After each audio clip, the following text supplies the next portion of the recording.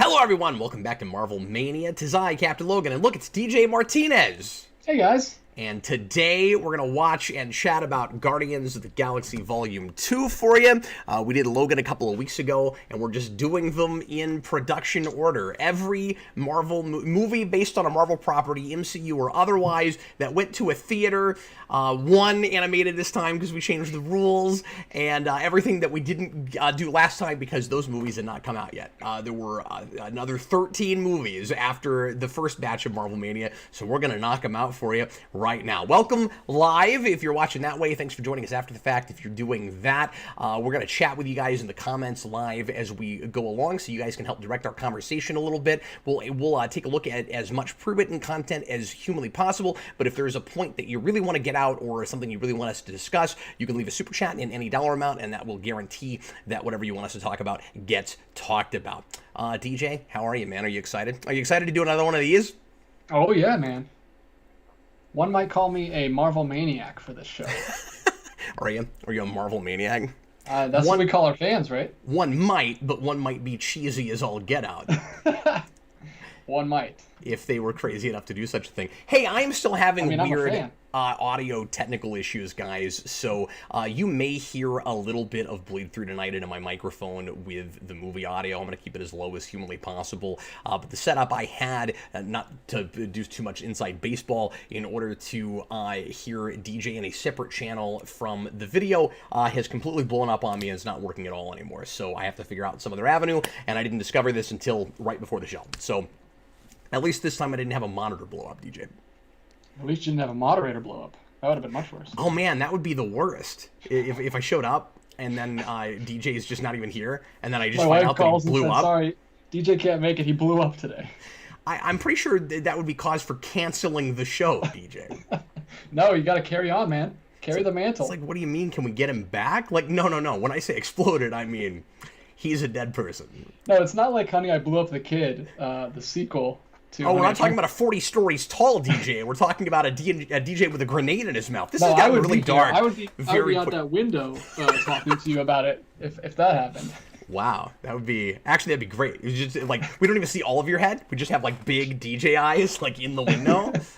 Be fantastic. So as always with Marvel Mania, we're just going to kick back, relax, watch a movie with you, and chat about whatever we feel like talking about while we watch the movie. Of course, we're going to keep it mostly related to the film that we're watching, but we can get kind of silly and fun and on the show and go off in different tangents. So anyway, welcome again to everybody watching live. You guys are great. Thanks for hanging out and being here. Yeah, there's DJ's Marvel Mania shirt. Is that did you make a different one, or is it the same one you had last time? The last one was red. I got a silver one on today. I was gonna say, I thought maybe I was going crazy. It changes, yeah. It's like the island in Lost. Because he won't be able to find that shirt if he ever takes it off. It will move to somewhere else, and yeah. Yeah. She made a couple different ones. I'm gonna make you one eventually. Don't worry. We were actually gonna. There's a whole story. We actually bought you a shirt, but oh no, I don't know if it's the right size. I gotta get your exact size because this one. Anyway, that's a whole deal. Well, men's shirts are pretty much like medium and large, and I can usually wear both, so... Yeah. Well, the whole thing that I got you an extra large because I got a large, but it shrunk a bunch because it was 100% cotton. But then the extra large I got you was a different brand, and it didn't shrink as much, so it's a little big, so we might get you a different one. Anyway. Yeah, or I could just wear that. That'd be pretty funny. It's like, here's my super baggy Marvel Mania shirt. Well, I'm wearing Thanos. I got an Infinity Gauntlet shirt. Every time I wear this shirt, my 2-year-old stomps me and just names all the colors on the stones on the bottom. It's like I can't wear this shirt around Mikey too much because he always stops me in the middle of stuff and just starts going yellow, blue, red. So true. I'm with you there. Okay, well, let's go ahead and jump right into this. DJ, is this a movie you've been looking forward to or dreading or someplace in the middle? In the middle, maybe a little more, not dreading, but I don't really like this film that much, but I'm sure I'm gonna enjoy it with you. Yeah. Actually, it's not like Ragnarok, right? It didn't offend me, but it's kind of like it didn't really work for me. It's not really my bag. Yeah. I feel like that to some degree. I think I like it more than you do. I think so. But I think I've had not as great viewings after the first one. This movie hit me in a place in the theater, but I still didn't like it as well as one. And we're in the minority on this. Most people like this. It seems like this movie. Yeah, a lot of people saying it's their favorite MCU movie. Yeah, in the chat here. I was hearing that today from some folks sending me messages saying they were really looking forward to us talking about their favorite MCU movie. It's definitely so they probably aren't very... now at this point. No, I mean we'll talk about it. We're fair. We're not gonna like be rude or anything, but like it's a very particular style. So if it works for you, it like really works for you. I think. Dragon 5 says this one is definitely more of a James Gunn film. I think I agree with that. Yeah, Still definitely. reined in more than it might have been, though. I mean, I think we're going to see like a consummate James Gunn film when we get his Suicide Squad. But yeah, let's go ahead and get into this. If you want to watch it with us, and we certainly encourage you to do that, get out your DVD, Blu-ray, or Disney Plus, get it to timestamp 0, past all the menus, and get ready to press play when I say now. We're gonna go ahead and jump straight into it. This one is oddly lengthy, and I think that's one of my issues with it. It's longer than I think it ought to be for the story it's telling. Do you have that? Yeah, I think it's a pretty simple story actually. I mean, we'll talk about it, but it's I mean, obviously it's got a lot of stuff going on, but I don't know. I think it at 2:15. That's one of the longer Marvel movies, right? 2:15. Yeah, that's a little long for this. I'd think maybe 2 hours, maybe even 1:45. Like 2:15. I was really surprised by that when I watched this again for this. I was like, oh, really? Is it that long? I didn't remember that. Yeah, it didn't feel that long when I rewatched it, but maybe we'll see this time. Yeah. All right, here we go. Everybody, please press play right now. Dum dum dum dum Dum dum dum dum dum. I want to say this new Marvel's title sequence was first in Dark World. Oh, I don't know my Marvel Studios trivia, man. That's Pretty sure that's where we got that first, but I may be mistaken. I'm sure they know. Let us know in the comments which. Daniel Davis says it breezes by. Man, the last time I watched it, I did not have that. I think I had my worst viewing with it last time, so we'll see what it's like when watching this with DJ.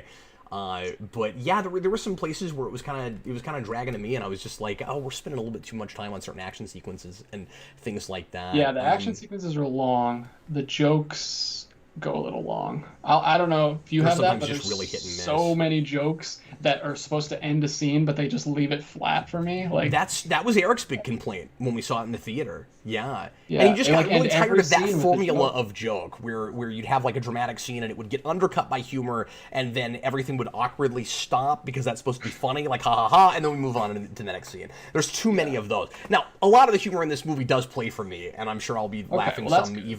even through this. I think a lot of the stuff with Baby Groot not understanding things is really funny. I like a couple of Rocket lines. I think are some of his best lines in the whole Marvel franchise so far. Yeah, I think that plays a big role in whether or not you like this film, is that the humor works for you, because it leans a lot more into it in this film than the first one. I appreciate the detail of the Dairy Queen from the 80s versus the modern Dairy Queen. It's different signage. It's the I can't remember what it's called, but there's like, is it Chillin' Grill? I think they've changed it to a Chillin' Grill when you get into the future. So that's pretty cool that they changed the signage. But do they have twists though? Because that's my biggest thing. When I moved down here, they don't have twists in the South, or at least not in Georgia. We went up to a Dairy Queen, asked for a twist, and they're like, "What are you talking about? We just have vanilla and chocolate." And I'm like, "What? That's what you go to Dairy Queen for?" It's a spaceman. This is cool. Little trivia: this actress is in Captain America for 2 seconds. Yes. And of course, like with everything, there's theories about that where people want that to be the same character, and like, it's silly. And yeah, thanks for reminding me about that. I actress. forgot. Yeah, I've seen people try to. Stussy, did anybody get the Guardians 2 DQ flavors? No, I didn't realize that they did that. But of course, that makes sense since it was a tie-in.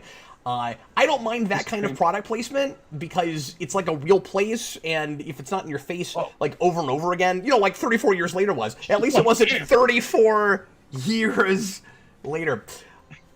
I didn't remember that. I actually remembered the titles of like the locations because I really like the font and the treatment they use, but I didn't remember that big in my face banner. I must not have been paying attention. But yeah, with things like the way Dairy Queen's handling this, I never think of that as product placement, even though clearly it is. So when somebody was like, "Oh, there was a tie-in," I was like, "I didn't even know that." But of course there was, because we're looking at Dairy Queen. It shows that you bookends the film. It's funny that you notice product placement when it's like a can, but when it's an entire building, you're like, "Oh yeah, that's fine." Well, it's just, I mean, I do and I don't. It just kind of depends. You know what I mean? Like, I guess what I'm saying is it was incorporated well there to be, because it seems like that's what should have been there at that point. Sort of like IHOP in Man of Steel. Yeah, I never think of that. I don't usually have a problem. The only time I ever have a problem with product placement is like Spider-Man 2, where it's like a wall of Dr. Pepper, like. And then all over the film, like you do, or Fantastic Four, where it's just like 50 companies all over the film. Yeah, I don't usually have a problem with if it's just like. They're in the real world, especially Marvel. They're in our world. They're going to have stuff like that. What are we supposed to make up all the companies? Bag Studio says the building in Power Rangers 2017 is an exception. That's just a taste issue. You either think the Krispy Kreme thing is funny or you don't. I love it. I needed more things like that in that movie, to be perfectly honest with you. But we should talk more about this. So Blue 5 mentioned how much he loves the Guardians theme. I think it's really good. Yeah, I've always really dug that. Just flew out of my brain. I know who did it. It's the same guy who did Watchmen. Oh, is it? I guess I'd forgotten that. I forget his name right away as well. Yeah, dang it! I knew it yesterday, right when I was getting ready for this. I do like this opening sequence a lot. First of all, a lot of the effects are really pretty, and there's some hit and miss. You know, there's some dodgy CG through this movie. All the stuff here, I think. I noticed. A lot of stuff here, particularly in the third act, a lot of stuff here I think looks really good and is really ambitious. Because most of this, of course, has to be a visual effects sequence with, you know, some people running in and out.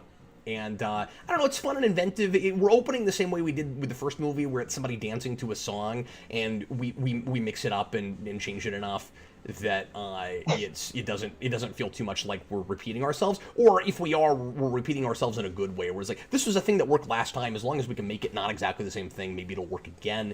And yeah, it's not the Quicksilver thing where we do it again but worse. But I think this movie does have one of those later. Oh, interesting. With the arrow scene. I don't know. Oh, do you? Okay, we'll talk about that. I do have issues with that scene, but not necessarily that we did it. I don't know. Yeah, I think it's too over the. I don't know. I think it's too much. But yeah, like Gamora and Groot, they're with that exchange, like they look like they're both on screen together with all that action going on in the background. I mean, it looks really good.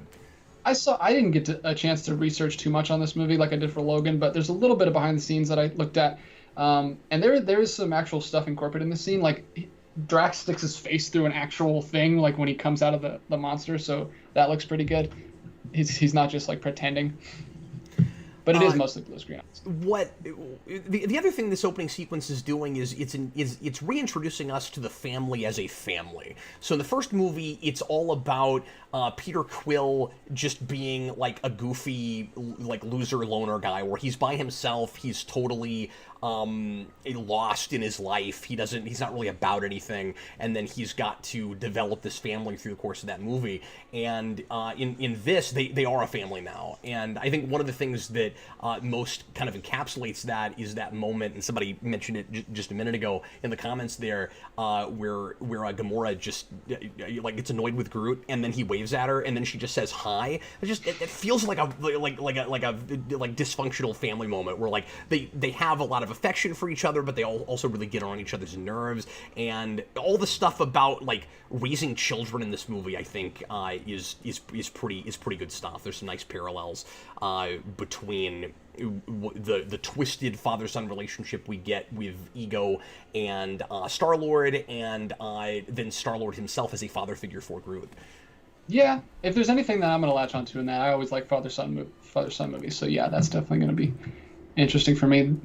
There's some stuff that, like, some of the stuff I think is cute with Baby Groot. Some of it I think is just like, hey, remember this from the first movie? Like, yeah, where Groot's like dancing and then he freezes when Drax specifically looks at him just because they did at the end of the first movie. But it doesn't make sense here. He's not like they're in the middle of a fight scene. Why is he freezing? Oh, that's a really good point. Like, it's funny to me again, but you're right. If you think about it for any amount of time, it doesn't really stand up to scrutiny. This gag about skin being the same thickness on the outside as the inside is hilarious. That's fantastic.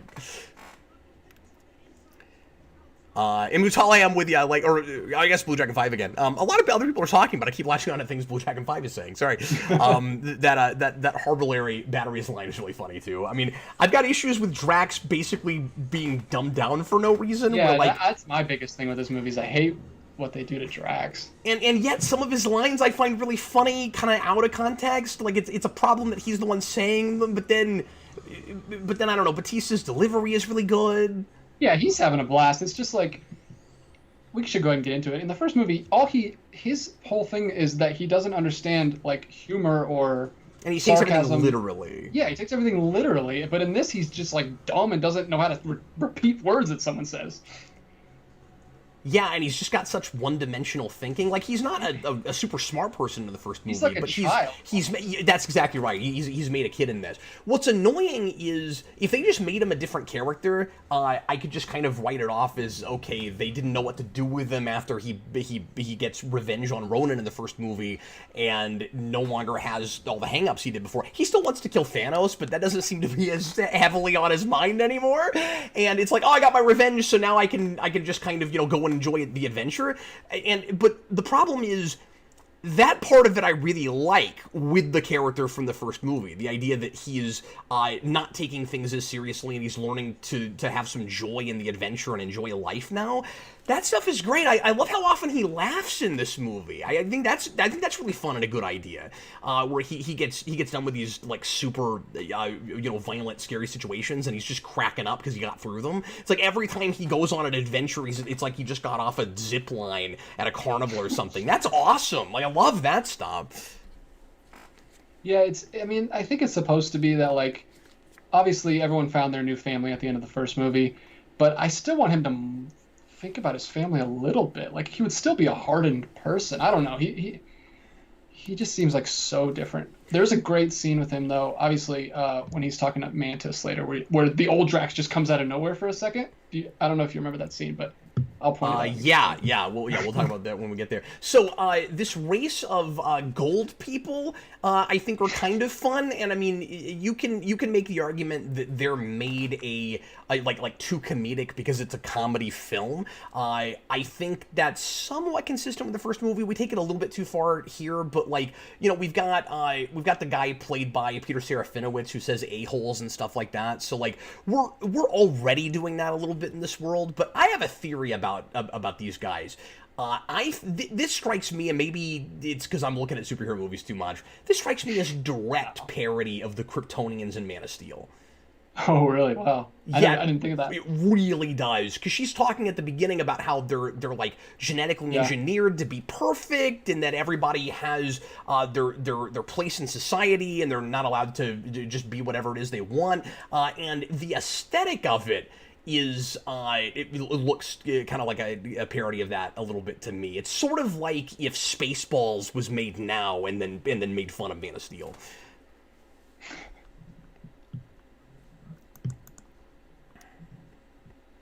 Mutali says, but the Sovereign didn't destroy their planet. Well, that's true. It's not a parody in every sense. Just the look of them and I don't know, like how self-serious they are.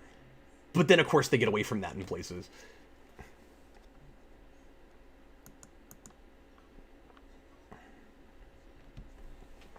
We didn't talk about this as it was happening, but somebody was talking about the age effects at the beginning of the movie. More and more we're having to talk about this with Marvel films, and some of them work really well, and some of them are kind of hard to look at. Somebody said that they thought that the one with Kurt Russell looks really good, but that you can still sort of see the uncanny valley. I have a different feeling on it, and I had this in the theater too. I think it looks really good. I think it looks almost perfect, and I don't have the uncanny valley thing, but because Kurt Russell looks different in the face now, it's a little bit weird going back and looking at it, because it looks like a Kurt Russell from that period, but who put on like 50 pounds.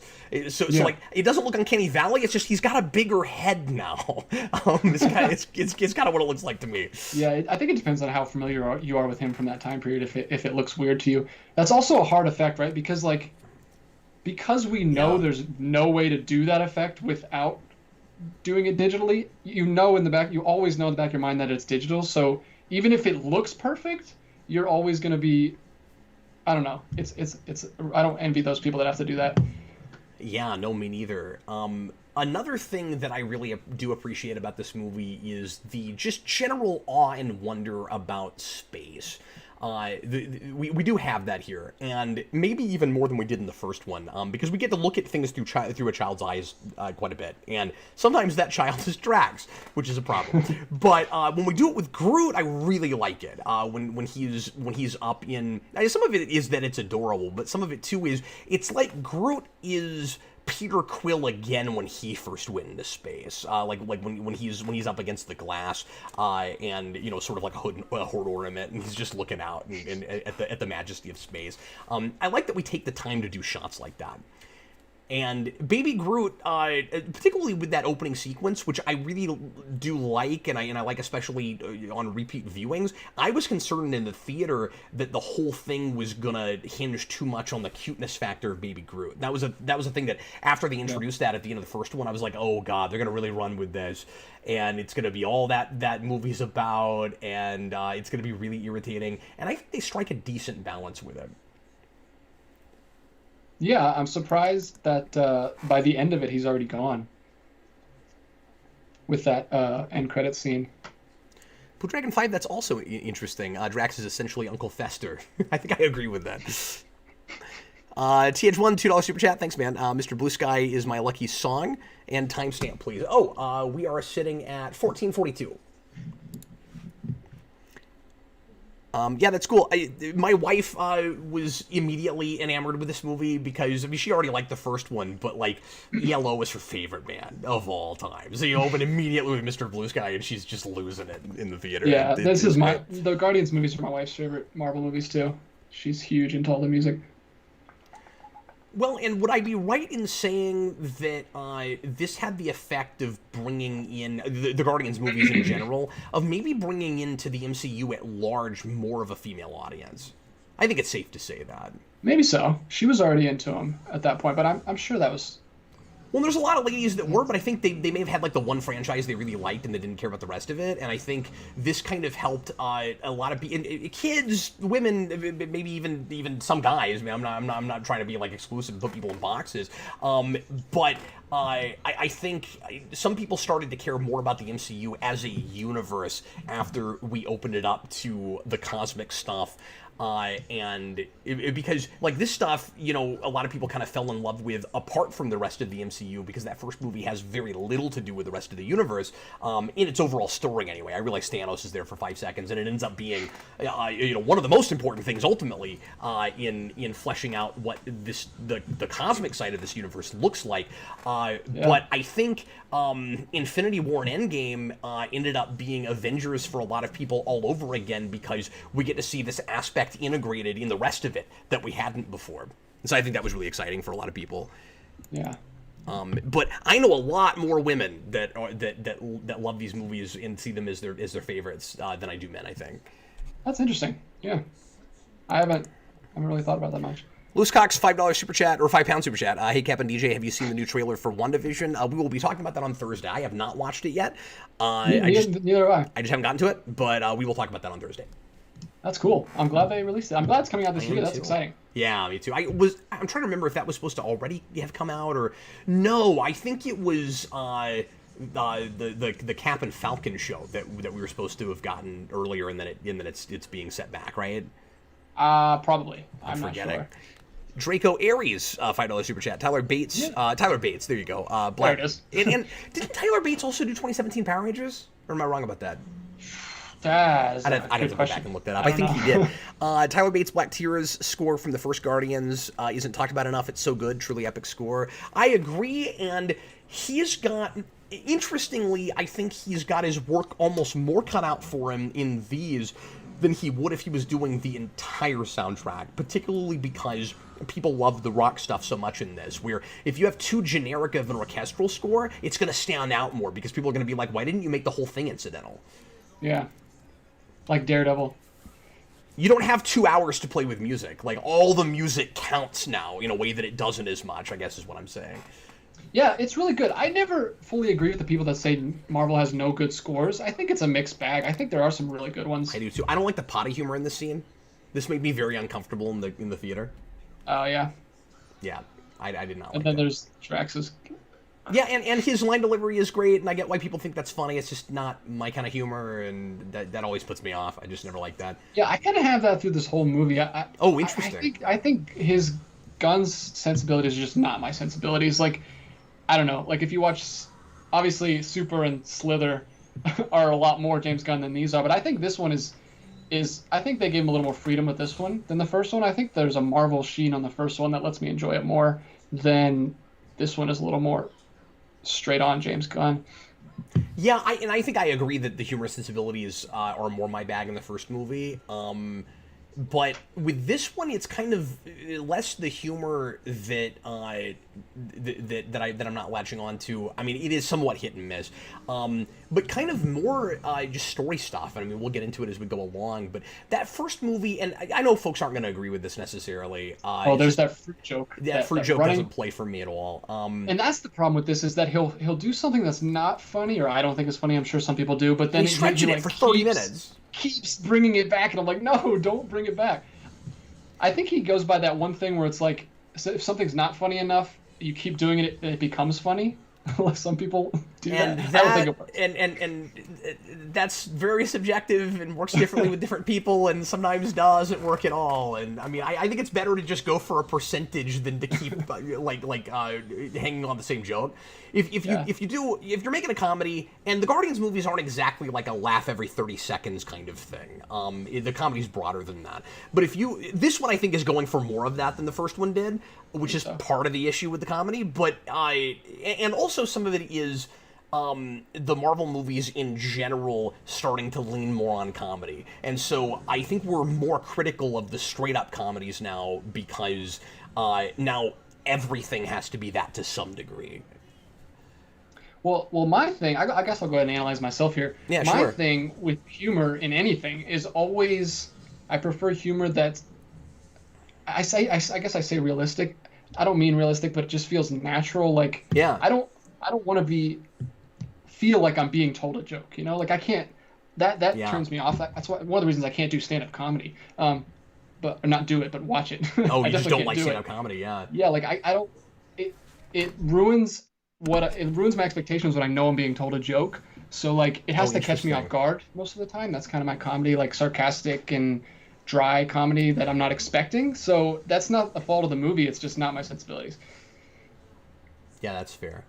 I feel like I started making a point earlier and I've forgotten what exactly it was. So yeah, sorry if I didn't finish something, but it'll come back. I thought you I'm finished. sure. That's why I started talking. No, you're fine. I'm just. Sometimes I'll do that where I'm like, I just went on a tangent and then I'm like, did I actually make my point? I don't remember. Well, talking over movies is hard. I give you props, man. You do a great job with your commentaries. Oh, well, thanks, man. Well, I think you're pretty good at it too. You've been doing it a long time with me at this point. Cinematographic says that's part of why he doesn't care for Spider-Man: Homecoming. I don't know if he's talking about the same thing as me. Maybe he feels like that humor is kind of forced in that too. We'll get to that next time. I think it's more forced in Far From Home. We'll talk about that. Oh yeah, definitely. This is insane. Like, how is she holding on to that? Yeah, it's like we're getting the Generations Enterprise crash in the first act instead of at the end of the second act. How do you feel about the spacesuits in this? They went a very unique way with the spacesuits. I like them. I think that's a fun idea. Oh, I thought you just meant that like you press a button and they come on you. Yeah, well that too, but they look like bubble wrap to me. I like that it seems to be an extension of the helmet technology from Star-Lord's helmet. Yeah. Wow, I never noticed those weird bird, owl, possum things right there. That looks right out of modern Star Wars.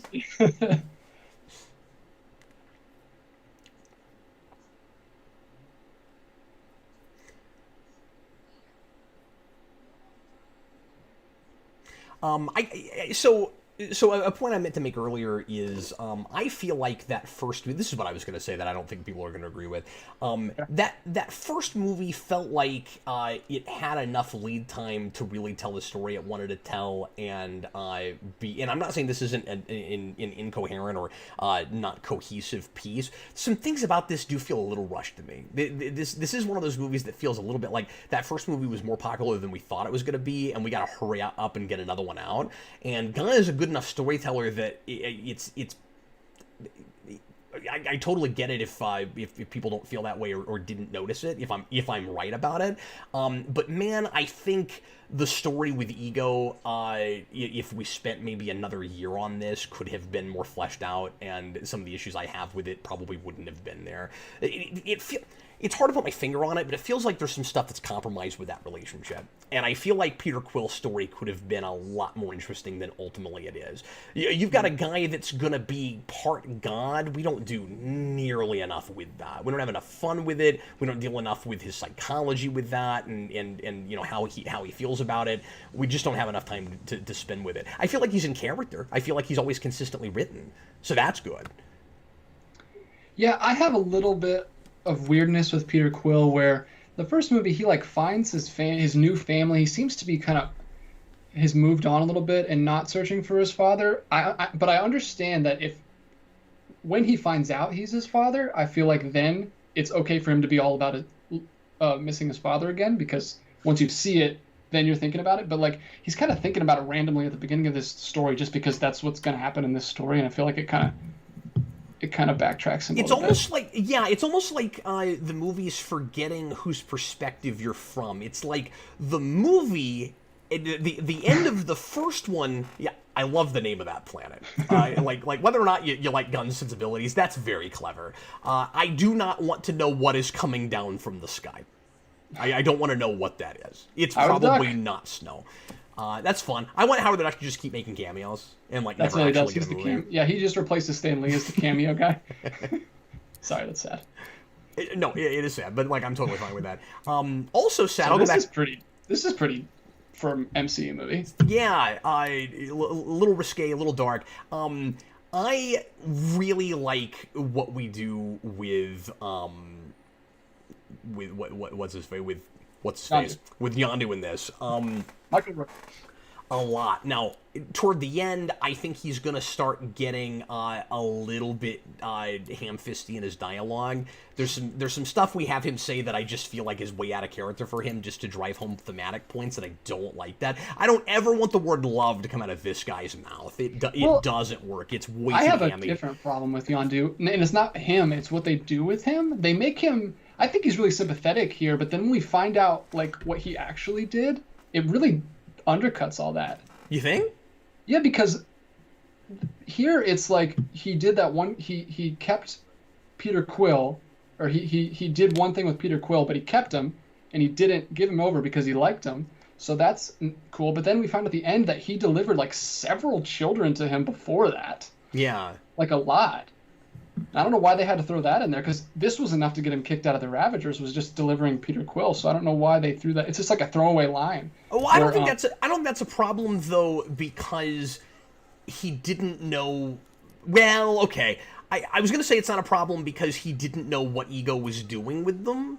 But it's a problem because he knows he's going to get him kicked out of this. It is breaking the Ravager code, and then when you get to the end, Sylvester Stallone's like he didn't actually disappoint us. Like, well, no, I guess he should have, because he was doing that before. That one line just messes it up. Like it all makes sense if that one line's not there. Where Ego's like he delivered a few of them to me and then he stopped. Like, well, why was that line there? I don't understand. Yeah, no, that's a really good point. I like all the kind of like alien like sayings and terminology and things that we're getting from Stallone here, and he delivers it really naturally. We're like, I don't know what any of that stuff means, but it doesn't matter. Like these characters clearly do. Yeah, he's giving it 100%. It's great. Stallone. I love that they just drop us in this. It's crazy Stallone even took this job. Yeah, by the way, the glasshead guy is Michael Rosenbaum. I don't know if you know that. Oh, and exactly. I have a story about that. When I was on the set of Homecoming. The guy there who was running all the extras, the biggest blabbermouth in the world. He was just telling us about everything that he probably shouldn't have been telling us. He was like, yeah, we just filmed the Guardians and the Homecoming and the Ragnarok Stan Lee cameos back to back because we don't know how long he's going to make it. He's like, yeah, Mike, we were filming Guardians 2 and Michael Rosenbaum's there. He's going to have like diamonds all over his face. Like he was just telling us all this stuff. So I knew Michael Rosenbaum was going to be in this like 2 years before this movie came out. And but then you wouldn't even know it if I didn't know that, I wouldn't have known that was him because that's awesome. He gets like one line, you can't even really hear his voice. When you're an extra in a movie like that, do you have to sign anything like an NDA or anything? Like in case somebody mentions... We had to sign NDAs. We had to turn in our phones. We couldn't take any pictures while we were there. It was pretty so, like, hush-hush. I know you wouldn't be allowed to talk about anything you saw there, but if somebody gives you privileged information like that, even that you probably can't talk about, right? Like, you probably would have been in violation if you had mentioned Michael Rosenbaum is in this movie before that news comes out, right? He was just a funny guy that was just... That's great. He also spoiled that Shocker was in Homecoming way before he was announced, so I knew that too. We'll talk about that in the next one. We just keep running by moments that we're not going to get a chance to mention. So one of those kind of easy, lazy in my mind comedic beats is the whole the carpet won't come out thing. We avoided that kind of thing in the first movie. Like all the comedy I thought was more natural. Yeah. Well, that just came from a situation as opposed to just kind of like forcing in sort of a parody moment. Like that feels too Spaceballs. I 100% agree. I feel like he's trying to force more comedy into this one because the response to the first one was so well. But I think the comedy in the first one comes mostly from their interactions with each other, and it's their sarcastic like interplay with each other, which is my sense of humor, which makes sense why I like the first one better. But there's a lot more just like goofy things that he probably thought was funny on the day, and it's just like, let's do that. Yeah, that's probably not the script, right? Yeah, I don't know. I mean, and the problem is these have, I don't know. It makes it worse, and it's not really the movie's fault necessarily, but like when the other movies in the MCU are too influenced by that kind of stuff, and that shouldn't have been in this movie in the first place, it makes it hard not to kind of dog on it more here. Where it's like, God, if only you had like left the low-hanging fruit, in some cases literally. Alone, then we wouldn't have that. I did meet Tom Holland. I'll talk about that in the Homecoming commentary, or Marvel Mania. You should spend that entire commentary doing nothing but talking about your experiences. I probably will, because you and Dan already did a great commentary on that film, so I don't feel like I have too much to add. I'll just talk about the one thing I can talk about. Blue Dragon 5, I don't get why Ego even has to use the bathroom. Well, because he became human on purpose. I'm kind of okay with that, where it's like, when he's in human form, all of his human parts work, and he works like a human. Well, yeah, we did a whole scene about whether or not he has genitals. Yep, because that's hilarious. It's funny because he said the P word. It's not this bad, obviously, and I mean, I don't think this is bad, but it's kind of like the Transformers to Transformers 2 issue, where there's a couple of comedic scenes that are too raunchy in that first movie to me for children, and I find myself going, oh no, I hope that doesn't take over in the second movie, and then it totally takes over in the second movie. This isn't that bad, but like the thing is, the raunchier jokes in the first movie I think are very funny, and I laugh at almost all of them because you don't expect them. They like sideswipe you, like that Jackson Pollock painting joke. Like whether you think that kind of humor is funny or not, it's clever and it's really well delivered, and it surprises you in that scene. You're just like, oh my god, I can't believe they went there. In this, I'm never surprised because we do it too often, and it becomes too much of the standard kind of humor, I think. Although I'm gonna ruin that scene for you. Maybe I shouldn't. I won't tell you. Why? After that Jackson Pollock joke, if you listen closely, you can hear squishing sound effects on their shoes that they really shouldn't have added. That's going a little too far. But I still like it. But from a script level, I still like it. Yeah. Like, that's Gunn bringing his unique sensibilities to a piece that where they don't need to take over. You know, like, yeah, I'm surprised they got away with that. I'm glad. Yeah, me too. And that's part of why that was fun. It was like, wow, you got that into a Marvel movie? None of this surprises me. Where it's just you know, all this kind of crude humor with you know, potty jokes and stuff. Yeah, this is like teen humor that I expect these days. Yeah, a little too juvenile. And I just think he's better than that. The 80s nostalgia in this movie, I do think, is mostly handled really well. The Hasselhoff thing is fun. Using Hasselhoff thematically in Quill wishing that he was his father and him going around telling people that was his father, I think is cool. We're doing that. That's so sad. It is. We're doing that just like the music, where we're not just putting it in there to to tickle your nostalgia bones or whatever, but we're making it part of the story. It's helping to drive things along. It matters in the actual narrative, and then Ego becoming Hasselhoff for a couple seconds at the end is a really fun coup. I'm glad that we didn't spend a lot of time on it. That works because we see it for 5 seconds. It's pretty great. What do you think is the impetus for Rocket doing this now? Because it seemed like he also, obviously he had a character arc in the last movie. Is it just that he's getting too close and now he's pushing them away because of that? Is there anything that happened? You mean why Rocket's acting like this? Yeah, why he's this whole movie he's like pushing them away. I have always felt like something is off about that, and I've never quite been able to put my finger on it. It seems kind of light switchy a little bit because it's the next movie. Yeah, a little bit. And I mean, like, I don't know. His attitude is already that way to some degree, where he has a tendency to be really snarky and contrary, and to kind of I don't know, kind of push people away a little bit, but like he's laying it on really thick. And then right there, Quill's got that line, and like I like the scene. I'm with you. I'm not totally sure where exactly it's coming from. Where Quill's like, "Are you trying to make everyone hate you because you're doing a good job?" It's almost like he's the stand-in for the rebellious teenager in the family.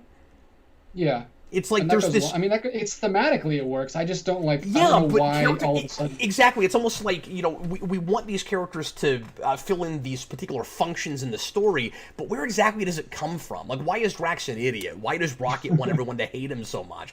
And it's not satisfying enough just to have the comparison and the mirror at the end with Yondu, because I still don't know why he's acting like that as much now. Is it like, and I think maybe we just needed a scene more about it, more than just, oh, you and I are the same, more than that scene where it's like he found a family, he's starting to be happy, maybe he's pushing back against that happiness because he doesn't trust it will last. He's never had anyone, he's always been alone, he doesn't trust that Quill and his other friends won't turn on him at some point. Like, he's got these insecurities, he's maybe because of the way he tends to treat people, and like being the pirate that he is, he's not sure that he won't turn on them at some point. There's a lot of things where I could see where it comes from. We're just not dealing with it. Yeah. Daniel Davis, feelings. Now you're making me want to go back and do a music video from the scenes with this movie with the Offspring song, Feelings. Feelings! Whoa! Feelings! That'd be pretty great.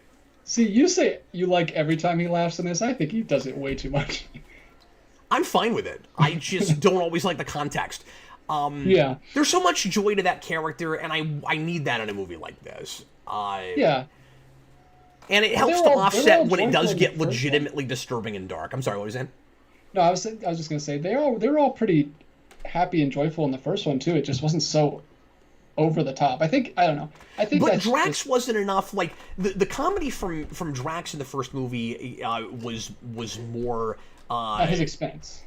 Yeah, and it was a dry wit, which is why I liked it, I guess. Yeah, sure, but I like that he's changed from that experience and grown. I just don't like that he's an idiot now.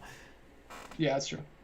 Like, that's a thing that doesn't feel like a. I guess I just associate his laugh with him being an idiot now because they happen at the same time. But I guess you're right. There's a difference. They could have done that without the other. I'm also not the biggest fan of the way we handle the love story, because it just feels a little bit typical, and I don't know, Quill talks about it like a typical sitcom TV thing, and that doesn't make it better to me. I don't know. What's up? So there's their first, I don't know if it's their first, but there's the big one where we're starting to end every scene with a cheesy joke where it's like, she says sleep, and he falls asleep, and he does a snoring sound effect. Hilarious! Like, I don't know why that's even funny. Yeah, exactly. I don't understand. Mutali, is he necessarily an idiot? He thinks that Yondu and Quill look exactly the same. Yeah, Yes, he's an he idiot. thinks that the man far away is actually a 1-inch man. He's actually a 1-inch man. Yeah. He can't repeat a word that someone says to them 2 seconds ago. Like, Yeah, he's a horrible lyric. And again, some of that stuff is funny, but almost out of context. But real quick, what I was going to say about the love story thing is, I don't know. I think it's really silly that Drax is like, she just revealed your deepest, darkest secret. How does everybody on that ship not know that he's in yeah, her? how is Like, that a secret? I don't know. there's no way that's a secret. It's also not a dark secret. No, that you like someone is not a dark secret. Yeah, I don't get it. Daniel Davis, the love story that's just Drax is really being childish, goofy. to be frank. And it feels like that thing where we have to stretch it out for no good reason. Like, she was resisting him in the first movie, and they didn't completely get together at the end, so I don't have a problem with the fact that they're not fully together here, but the whole unspoken thing deal doesn't totally work to me. I wish that they just just gradually he won her over through this, and I wish he won her over more just in the way he ultimately deals with the godhood thing. I guess. Yeah, this is kind of her story, and this is more with Nebula, which is kind of throws a wrench in that whole thing. That's a really good point, yeah.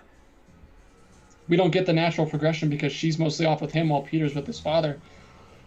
Soundtrack-wise, I like this one a lot. I don't like it as well as the first one. I just think it's really hard to beat that collection of songs in the context of that movie.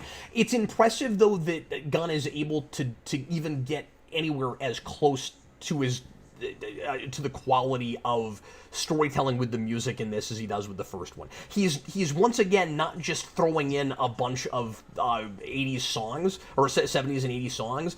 He's making them thematically relevant to the story, to particular scenes, and the Looking Glass song and how that plays thematically is a really good idea.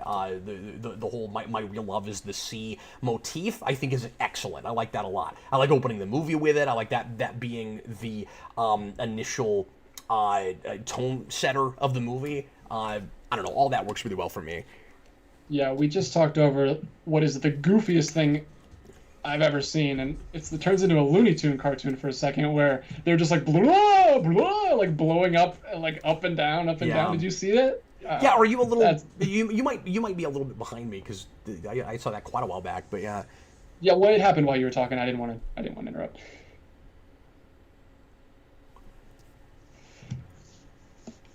One thing that's weird to me, and I guess there's nothing you can do about it. I'm strange about things like when you in real life make the awesome mix like CD, and I think they made a limited edition of the actual tape. You can get it on cassette.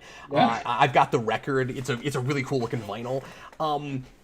I kind of want it to be exactly the songs that Quill's mom actually gave him, and it can't be, because he gets the new one at the end of the first movie, and he puts it in, it's Jackson 5. So that Jackson 5 song has got to be on your Awesome Mix 1, even though it's on his Awesome Mix 2. And then the Awesome Mix 2 has at least one new song that was on the first tape that we didn't know about. So, we flip it. There's no way around that. Well, the third one's going to be weird, right? Because he's got a Zune with a bunch of new music on it. Yeah. I wonder if they'll actually commit and do that, or if they'll stick with 70s because that's what everyone associates with it. Well, I mean, we got Father and Son, which I don't know if that's from that exact period or if that's a little bit later. Actually don't know the date on that song, but we do have at least one song that comes from that Zune. Yeah, but he has. Well, yeah, there could be 70s music on there also, I guess. Whoever had that Zune. So yeah, they'll be safe either way. But no, I don't think that would be a big deal if it's 300 songs, but the only ones we hear are the ones from the 70s. That wouldn't bother me at all.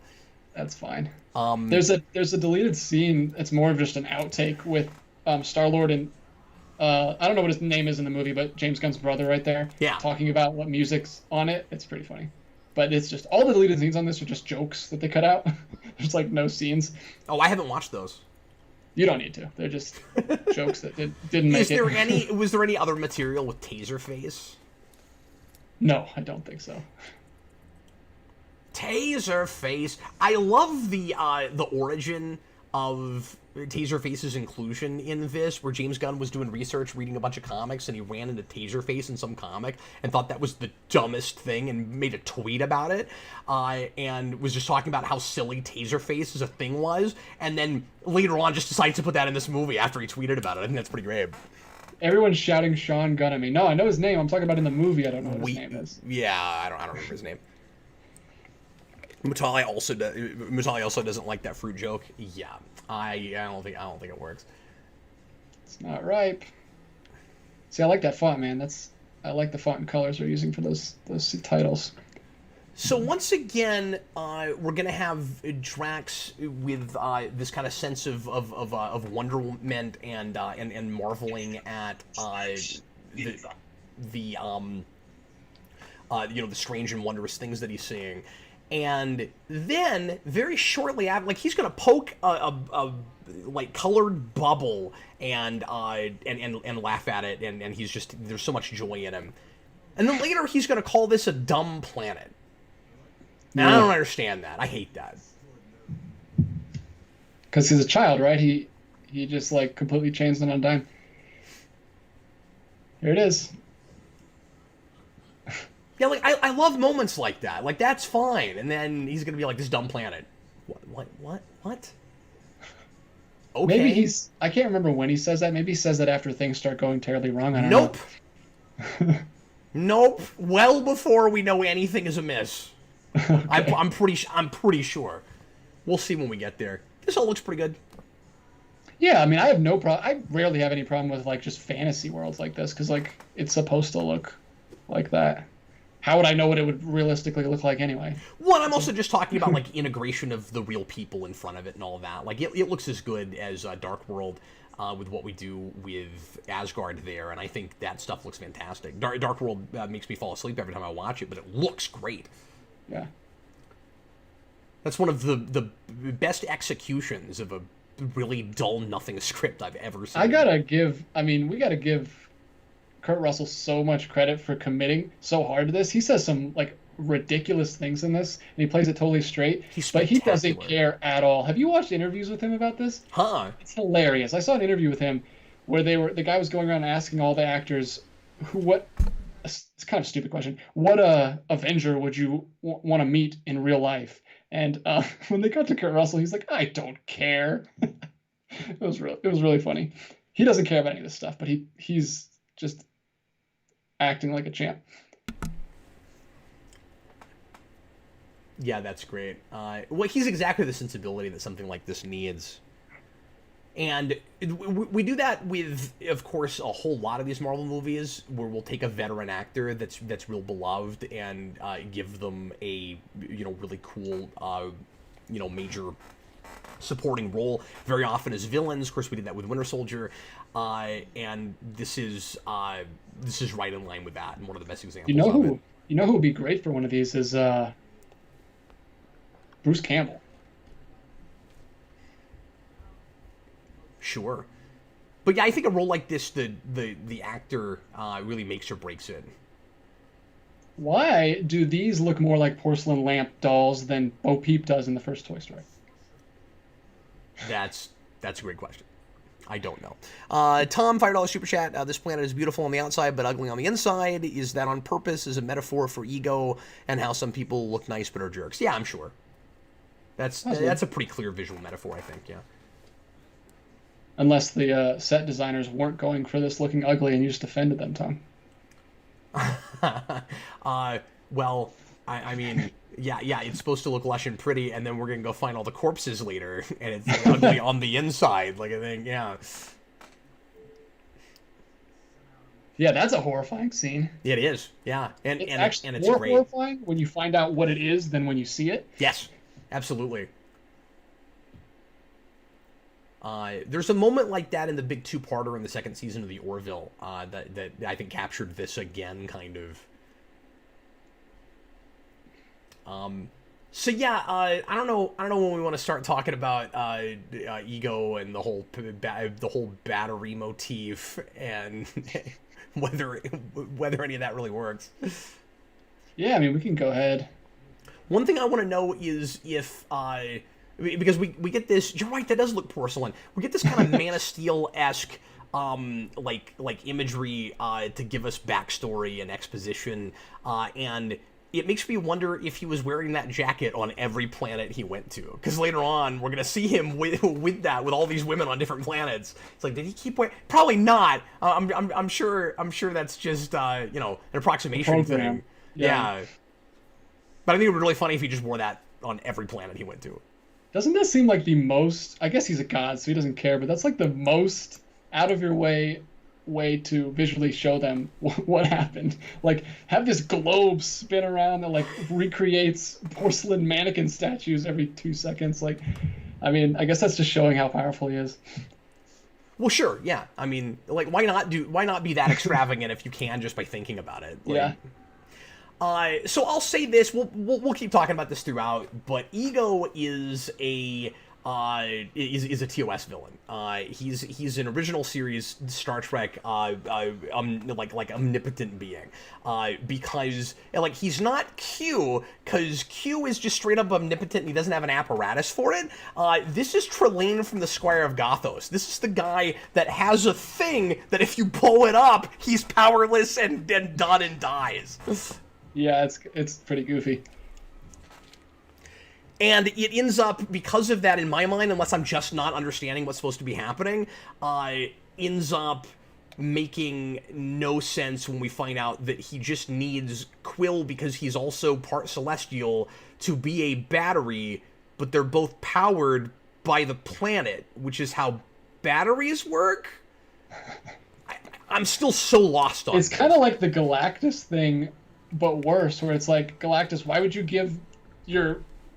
You're going to give a sliver of power to Silver Surfer, and he can use said sliver to blow up the original source of the power.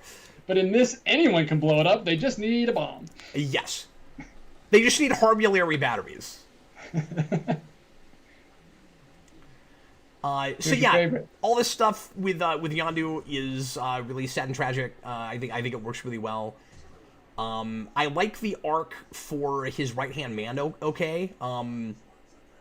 The Sean Gunn character, like I'm understanding why he kind of throws him under the bus in the first place, because he doesn't get that Yondu sees Quill as his son and he's putting his family first, and he thinks that he's putting just this kid that he rescued and kept for no good reason in front of his real family, but Quill is his real family because he raised him as his son. Mm-hmm. Kraglin, there you go. That'll stick rolls with right me. Off the tongue. that'll stay in my head. How dare I not remember Kraglin? I'm sure. So this is the one example, in my opinion, in my humble opinion, because I'm like Drax, I'm so humble. This is the one example in this movie, I think, of a joke that goes on for a really long time that remains funny. I think the reason this scene works is because Rocket just will not let it lie, and that is funny. Can we talk about, like, really quickly how amazing Bradley Cooper is? Because I never hear Bradley Cooper ever. Nope. Like, and he doesn't like take any credit for this role. Like, I never ever see him talking about it. Like, he's not. I never see him on talk shows. I'm sure he goes on talk shows with the guys, but like, I forget he's even in this. It's so crazy. I don't think I had seen him in anything, or I forgot what he even looked like when I saw this, and then I watched him in something after the first Guardians, and I was like, yeah, I still can't see it. Like, yeah, he's doing a completely different voice. But yeah, I love that moment when he's like, you know what would be a really kick-ass name? Taserface! So this is where I guess... Real quick, I gave Eric a pop figure of Taserface in his stocking a couple years ago for Christmas. Oh, wow. But he doesn't like this movie. I guess it's still a fun gift. Everybody likes Taserface. I like how we have to, like, all of a sudden make these the worst people ever so that we'll be cheering when they kill him in a little bit. And, like, the worst thing we can do is have them, like, kick Groot around in a couple minutes. Oh boy, that's like, a how really dare you kick Groot? And then they're supposed to be more sympathetic at the end when they have the Ravager funeral. How dare you kick? Well, yeah, that is kind of sad though. I mean, No, I'm not saying it's terrible, but it's funny how like they're all of a sudden like, because they were all, I don't know. It's weird. It's a weird thing because the Ravagers are like bad guys, but we have to care about some of them, but then we have to make the other ones look like they're the worst bad guys. It's a tough line to walk, right? Because sometimes our characters could just as easily be Ravagers. Like, Rocket has a similar kind of code, if he even has a code, right? Like, yeah. One thing I will say I really like about this movie, now that you say that, is when we get to the end of the first one and Quill gives kind of like the Guardian's mantra when he says "bit of both," where it's like, are we gonna do something good or something bad? He's like, "bit of both." This whole movie is bit of both. I do really like that. Yeah, I'm not saying it's a problem that we make these guys. Mr. Roboto, $2 super chat. Can you really judge the second without the first? I don't know what you mean by judge it. I mean, we've seen the first movie. Yeah, they did an episode on the first one. But do you just mean could you see this movie and like your opinion would count if you hadn't seen the first one? Like, I'm just not sure what you mean by that question. Oh, really? Tom said $2 super chat. Taserface is played by Toby from This Is Us. Yes, my wife told me that. When we watched this the other night. I loved that show when I saw the first few episodes, but I've not gone back to it. I need to. You know who Toby is? The heavyset guy? The daughter's husband in the future. Okay. I haven't seen that in a long time. Yeah. Randall's sister, his brother. Or Randall's sister's husband. Stephen Murphy, I like them well enough talking about the Ravagers. Maybe it's just because I like Yondu and his gang in the first one. Maybe it's because they remind me of Hondo Anaka and his crew from Clone Wars. I just don't know Clone Wars. That's interesting. So they really drive home, especially with all the skeletons, how long he's been around. Like, yes. he's been spending millions and millions of years like building his power. Like, he specifically says when he came to life, it took him millions of years to learn how to use his powers. So there's a thing at the end of this I've heard people complain about it the first Iron Man, where like we watch the whole movie Tony Stark learning to use his suit, and at the end Obadiah just uses it. This is way worse than that, because it took him millions of years to learn how to use his powers, and then Quill just learns it because he gets really angry. Lana Song, that joke with Kraglin wondering what Nebula would buy just doesn't land for me. The whole thing with the hat and like, it was so nice. Yeah, there's a few moments like that in this where it's clearly ad-libbing, and I think that's gotta be ad-libbing, and it's just not really funny ad-libbing. But luckily we didn't do the whole movie like that, like Ghostbusters. And like Iron Man did a lot of that too, but you know, not everybody is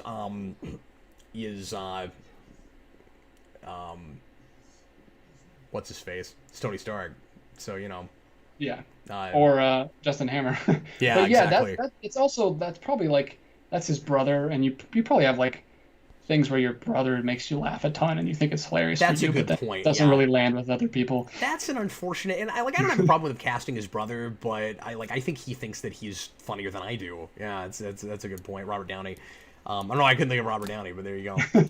But anyway, okay. So let's talk about this for a second, since we got into it, and Blue Dragon 5 is arguing with me about it. Cap, he just mentioned why he needs Quill as a battery so he can go off planet longer. Yeah, I get that, but remember what he says. By the way, so here's the obligatory like playing catch moment. Some people think this is a little too cheesy. I don't have a problem with it. I don't know. Maybe this is such a quirky movie. Like I think it works fine. But that's gonna be a taste thing. I get why people don't. I get why there's people that think that's too sappy. Yeah, go ahead. I was just gonna say this is the scene where old Drax comes back like 100%. When he's talking, and it makes sense because he's talking about his family, which is the Drax I miss. And yeah, that's fair. And I like where there's like a little bit of pathos again. Well, not yet. He's still making fun of her. Yeah, but there's gonna, yeah. But it's coming, I promise.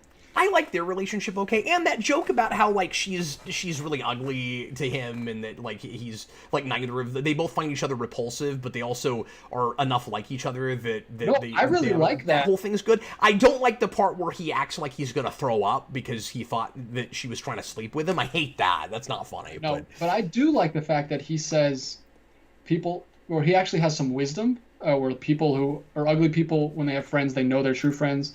Pretty people don't know who to trust, because that's something that someone who takes everything literally would know, and that's how he would see the world. He would know, he would recognize that. So that's more of the old Drax.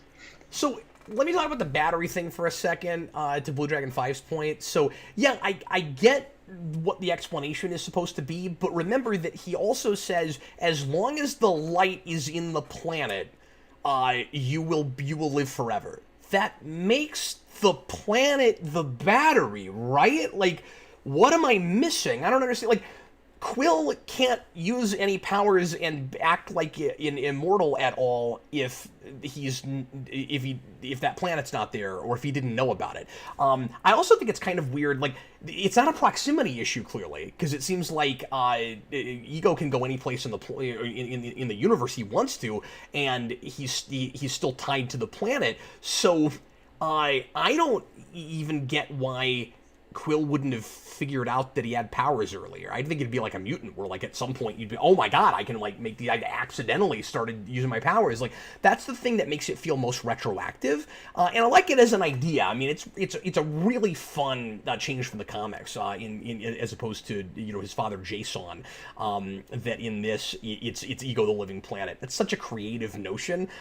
It's bat stuff crazy that we would even go there, and that we'd make Ego of all things our main villain in this. This, of course, does not have the problem that Doctor Strange and some other MCU movies have, where it doesn't embrace the strangeness. I think we could go farther in the Quill using his powers at the end, certainly, but this is not afraid of people not getting the weird cosmic stuff, and like I do really appreciate that. But DJ, like, what am I missing? Or do you have the same problem I do, where like it seems like the planet itself is the battery? I don't get why he needs a second Celestial that is also tied to the same thing that gives him his powers. Yeah, I don't know. Is it not supposed to? People are saying in the comments that it powers Ego, so it definitely is a battery. I don't know.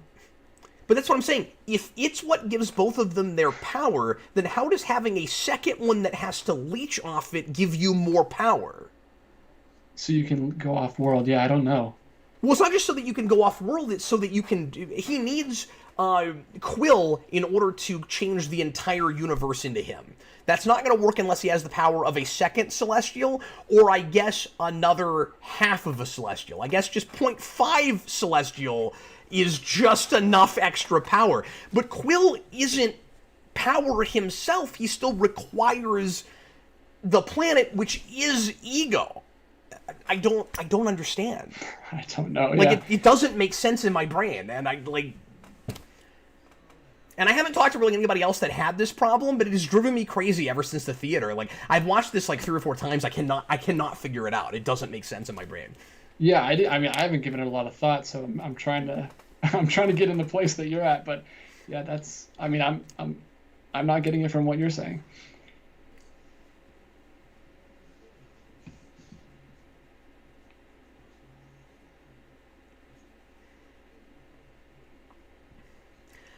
We do. So you were talking earlier about repeated gags from the first movie that are maybe stale by now. I don't think the running gag of Rocket thinking it's funny for people to be dismembered or not have the robot parts ever gets old. I think that's always funny. Yeah, that's good. Where he gets another eyeball.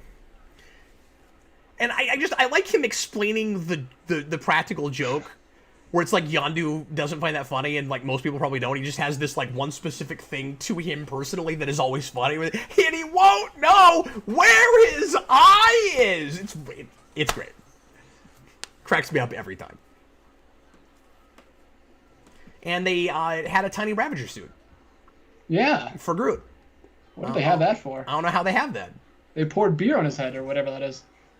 And somehow, like, they think it's meaner to like beat him up and pour beer on his head and just generally bully him if he's wearing a Ravager costume. Okay. Yeah, I don't know why he's wearing that. Stephen Murphy, but he never did get Bucky's arm. That also is fantastic. If Rocket's only going to get one great moment in that movie, that's the best thing you possibly could have done. Like, he wants that arm. It's so good.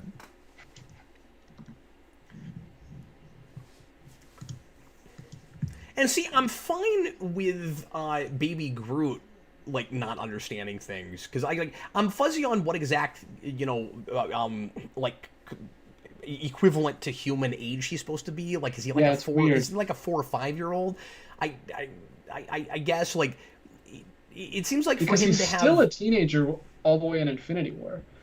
Well, no, we see him grow up some more in the end credits though. Yeah, that's what I'm saying. Like, so by then he's grown into a teenager. Yeah, so that end credit scene must take place way ahead of time.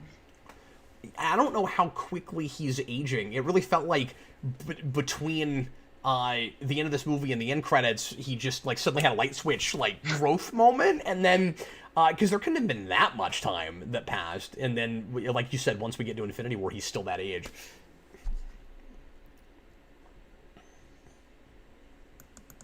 Cinematographic, there was an edit of the Marvel Studios logo that has flourishes of the Guardians theme over the Avengers theme as an intro to Infinity War. Ooh, that's cool. Oh, wow, interesting. Is it? Can we view it? Is it on YouTube or something?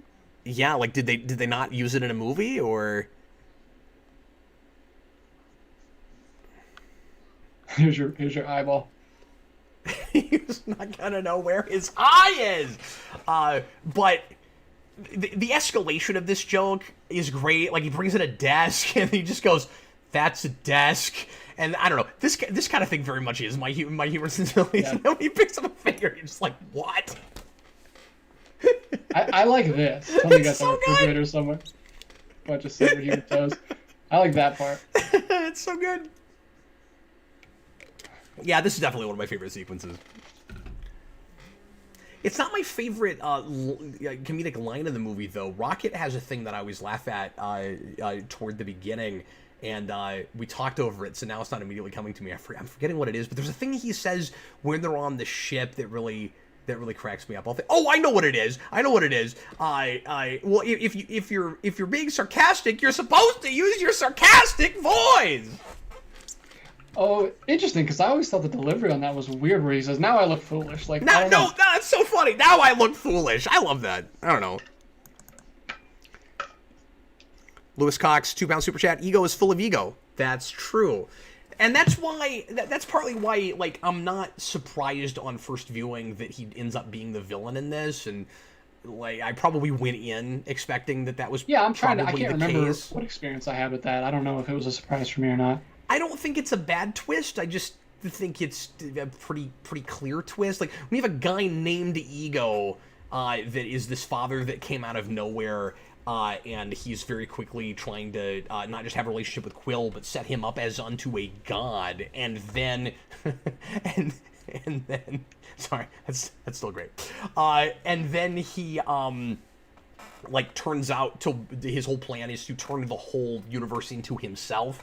Yeah, I'm not really surprised by that. Yeah, well, I mean, it's kind of hard to imagine if anyone was surprised by that, because we're like halfway through the movie already and we don't have a villain. I get, unless people thought the gold people were the villains of this movie, but they haven't been around since. Yeah, and I mean, they end up being the other main threat at the end, because we end up splitting off into subplots. And so yeah, we are dealing with.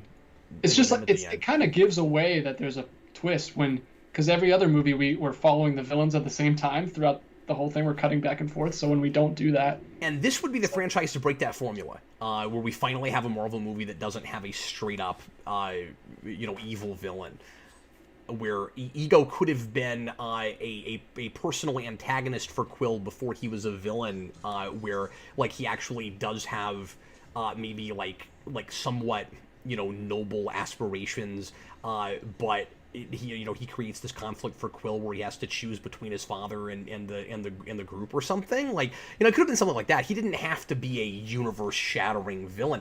I'm not even saying that I necessarily have a problem with the fact that he is. I don't understand the logistics of it as far as the pseudoscience goes. That's my big issue with it. But yeah, let me ask you this. How do you feel about the fact, do you think the Guardians can do a small threat, or do they have to save the galaxy every time? Just because their name's Guardians of the Galaxy. It's already difficult when you have a big, sci-fi epic thing like this not to go to, like do a sci-fi thing like this on a big budget on the big screen and not want to do an epic. So I mean, I think that's a very tough call. Yeah, like even Star Trek had a hard time with that, with doing movies that didn't have big villains and where it wasn't always a threat to Earth. Where like Star Trek's supposed to be about going places and discovering things, and because it's on the big screen, it's got to always be some big threat and to Earth. We hardly ever get out of the solar system in those movies, and so. I think these have like similar expectations from audiences, or at least that's what the producers in the studio are going to expect. So is this the scene you're talking about, that like we didn't need to do a big epic like he kills everyone with his? I mean, it's fine. I know people enjoy it. I just don't care. I just don't care. Like, I don't need to watch 100 people get shot with an arrow. Like, it's fine. It just accentuates the problem that some people have, where like they all stop whenever he starts flying that thing around and no one tries to shoot him. I guess the issue for me is that I kind of wish the setting was different, because it looks a little bit too much like the prison set during the breakout sequence in the first movie, and it happens in a similar place in the movie. And so it sort of feels like a repeat of that again. I mean, we've talked about this before when we did our Jason X commentary on After Dark, of all things. I don't know why we did that, but... I don't care to ever see people, like, murdered. That's why I don't like horror movies. Like, I don't get that, I don't know what... You're not enjoying the brutality of it. You're like, oh, yeah, those guys are getting murdered, yeah. I don't ever get, like, I don't feel like I need to let out aggression or whatever that is that feels good to see bad people get killed. So this scene's just kind of nothing for me. I'm just like, okay, it's going on a little long. It's that early 90s Spawn thing of like, yeah, brutality. I do like... It's supposed to be fun, which is a little off-putting for me, where it's like, they're laughing. It's that kick-ass thing, yeah. But also, that is these characters, so like... I also, like, I get both sides to that. I get the idea that you don't have to enjoy that. You can find it disturbing, but you can also put yourself in their shoes and appreciate why this is a bonding moment for these characters. Yeah, it totally makes sense for them. I'm just talking, like, personal preference. Oh, yeah, of course. Not trying to... Guys. Mr. Roboto, $2 Super Chat. Cap, the ego question is, don't think about it. Well, I'm going to, man. I'm going to ask questions. I'm going to do it. Lewis Cox, £5 Super Chat. I understand why Gunn went with ego, because ego. However, I still say Jason of Spartax would have been better, I guess, but I don't know. Yeah, I don't know. I mean, Jason could have been really interesting. I like some stuff that's done with them in the comics, particularly during Bendis's run, but I like this too. I like the idea of this, I think, more than I like the execution of it. Yeah, I don't think James Gunn is a turn your brain off director. I don't think he wants to be that kind of director. I don't either. I think that is supposed to make perfect sense, and I think it just doesn't. Or we're just not getting it. Yeah, and I mean, I'm leaving that option open. Like, if somebody has like a legitimate explanation with proof from the film that I'm not noticing, like... Her belly laugh at Taserface is a little too much. Yeah, it's supposed to be like, because they're all like a super uptight race and everything, that's supposed to be like, I guess that is kind of the catch you off guard type humor that I was asking for, but that's just too over the top. Yeah. Over the top is what I'm going to keep saying. It's a little over the top. I think it would have been actually funnier if she had just kind of cocked an eyebrow and been like, or just done the same thing that some of the Ravagers did, was like, okay. I think the reason you like this, I think you don't have James Gunn sensibilities either, but you do like absurd humor a lot. Oh yeah. And this kind of weaves in and out of that for you. And I like galactically absurd humor, because one of my favorite things and one of my biggest influences is Hitchhiker, and this of course has Hitchhiker influences. So one thing that's kind of amusing is they have to do 700 jumps, and we're by the way calling back to and making fun of all kinds of science fiction movies, including 2001, including motion picture, starting the motion picture, where we do some kind of like fast travel in space and people get all warped out and amorphous and weird. So we do our own comedic version of that here. We have to do like 700 jumps, and it's going to be a surprisingly long time as we go back to the A story before we get back to it. And it's like, oh yeah, that's right. They're all mutating and going crazy for like 20 minutes. And I kind of love that. I kind of love how long it takes before we get back to them. That's funny. I didn't even think about that, but that's totally it. I think that's so funny. So this is kind of the same, or not the same scene, but like mirroring the scene from the first movie where they listen to music together for the first time. Oh, yes. Good call. Daniel Davis, this is a good point. James Gunn has sly aspirations to be more, but he's still a trauma guy at heart. I can't disagree with that. Absolutely. That's spot on. And I think we're going to see him make a Daniel Davis. I think we're going to see him make a straight up mainstream trauma film when we get to his Suicide Squad. I really do. It's interesting. It's weird, right? Because DC has been, they have a track record for not letting directors do it. You think he's going to be the first director where they just let him do whatever? Besides Zack Snyder, of course. But I honestly felt like Juan was that way too, though. Like, Aquaman is so nuts. That's true. Maybe they are getting better at it. And they're getting better at it. Aquaman is insane. Have we done a commentary on that yet? No, we haven't. That would be a fun one to do. And I really enjoy that, but like, it's so hugely flawed. It's got all kinds of problems. I laugh actually in that, but not where they want me to. Like when his dad's about to die on the ship, and he's like, "Bleep you!" It's so funny.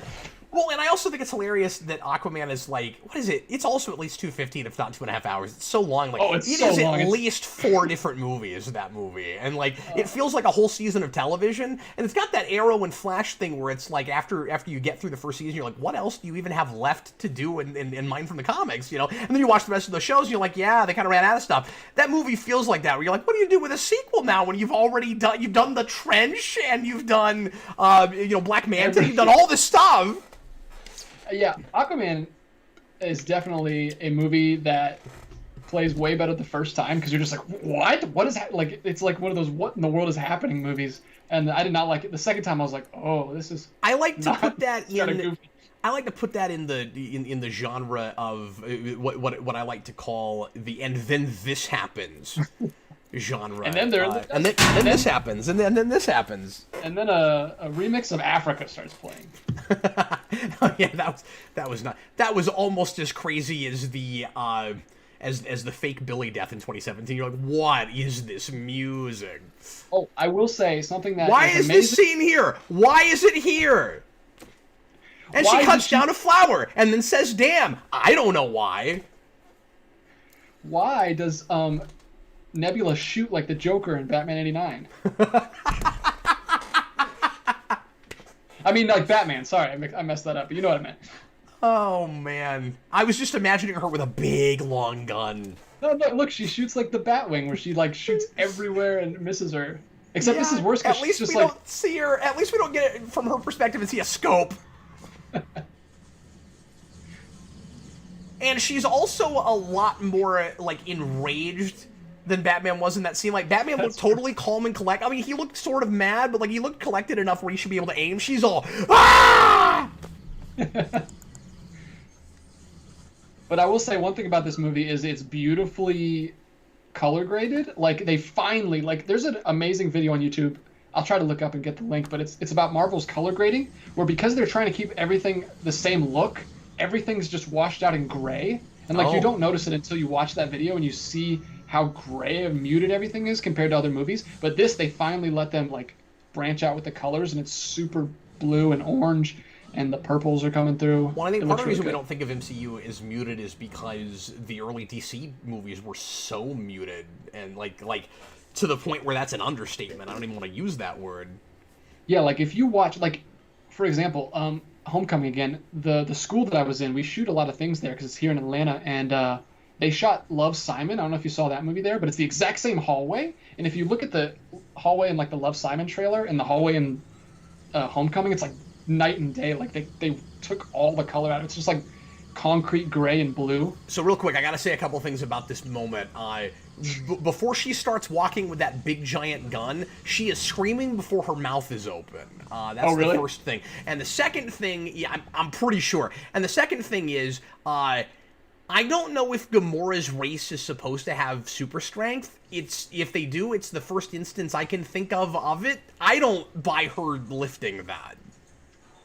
Well, she does hold Drax out of a ship for like 10 minutes as they're flying through space and That's crashing true. and everything. But prior to this, have we ever seen her lift anything just egregiously huge? Like, I don't know. Stephen Murphy, Captain Marvel looks really gray and drab in its space scenes compared to this. Maybe it's intentional for the whole thematic stuff, but it doesn't get any brighter later in the film. Yeah, that's true. Interesting. I don't remember that. We'll see that soon. We'll see all these soon. Well, that's true. Mm-hmm. It is inevitable. I do like that, where she, like, holds off and doesn't kill her, and then she just gets up and starts killing her again. She's like, "Are you kidding me?"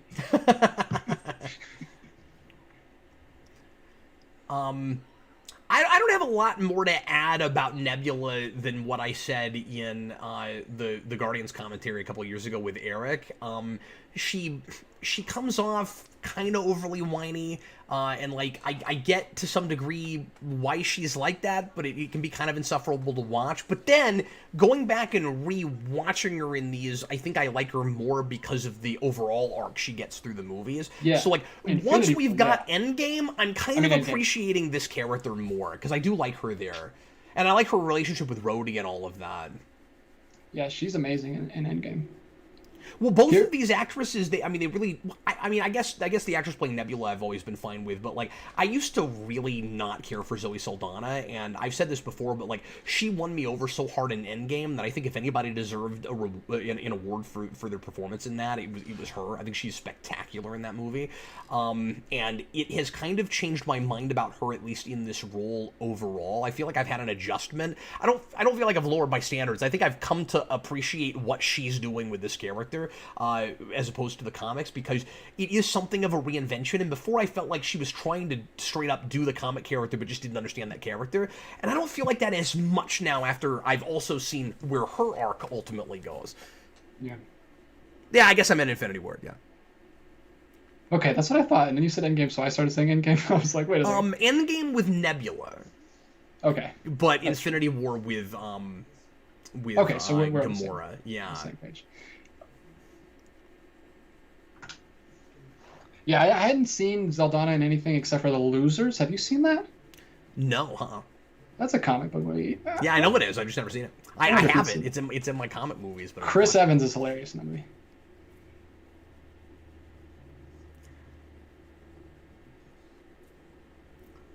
So now we're getting that idea that Ego is willing to sacrifice anything and everything he loves in order to take over the whole universe. And I don't know, like,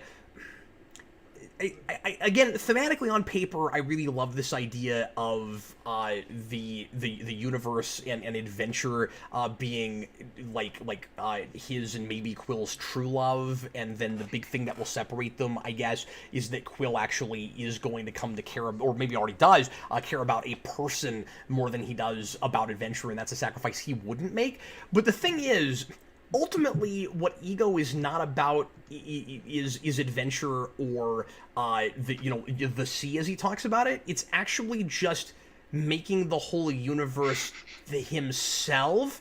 And so after we know that, I don't know if this scene plays as well or if I'm just not fully understanding what's intended with it.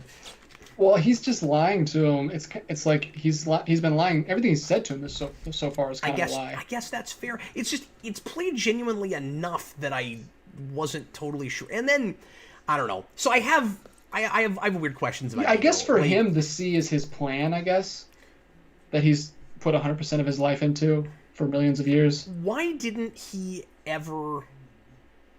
Okay, so just lots of questions. First of all, why does Ego so badly need another Celestial? Why does he need exactly what he is in order to not feel alone when he found, like, love with a human being? And you might say it's because he's immortal and she's not. But wait, there's more. Because when he, because he says later that the whole reason he put the tumor in Quill's mom's head and killed her is because he was afraid that if he didn't, he would remain human and stay on Earth forever. But she will die at some point. So why not just live out his life with her on the planet and then go do his crazy plan later? There's an idea. Yeah, if you're eternal anyway. Yeah, and then the other thing is, why not attempt to make a Celestial? If you're that powerful, why not try that?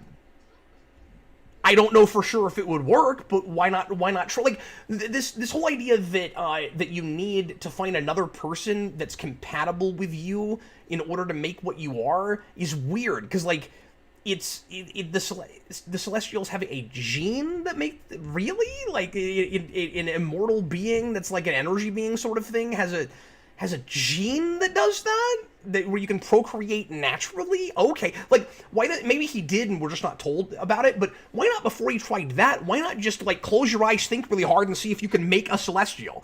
Because like you're able to create all this other stuff. I don't know. There's a whole lot of like natural questions I feel like somebody in the scene would be asking that nobody's asking.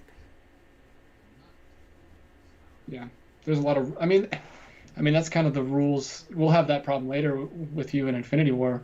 You just don't know the rules of what they can do. Mutale says because his body would wither if he isn't on his planet. Yeah, I guess. But, like, as long as he could stay alive long enough to get back, he'd be able to bring himself back to normal, right? Like, you might be right about that. I just wish it was talked about. And then Blue Dragon 5 says, primarily because he can't put his ego aside, he's made a bunch of other Celestials he used up, like batteries, hence the skulls. No, I thought the idea was they were children he had that didn't have the genes, so they were just whatever that initial species was, and they disappointed him, so he killed them. Oh, I thought it was the idea that they were all batteries too, and he used them all up. I got the same idea that. Okay, I missed that. Okay. That's why it's like so crazy how many there are. That's like millions. So he's been doing that, but I don't know why. Okay, I missed that, but I still don't understand that because it seems like the planet itself is the battery. But I don't understand why Quill is more powerful than them. Why is he a better battery?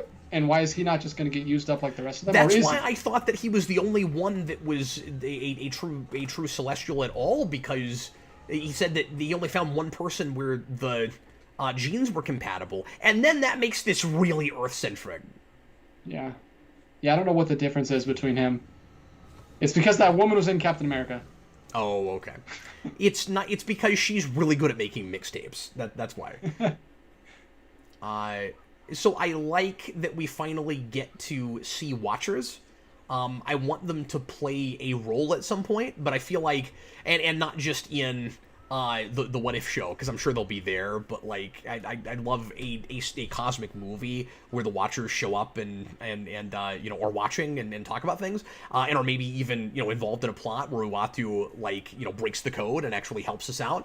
But if that was going to happen anywhere, it would have been Endgame probably. I mean, So we never talk about cameos that much. How do you feel about Gunn doing the fan theory that everyone was saying, where he's the Watchman's informant and he's the same guy in all these movies, actually coming out and making that a thing? Do you like that? I do. Okay. I do. I'm fine with that.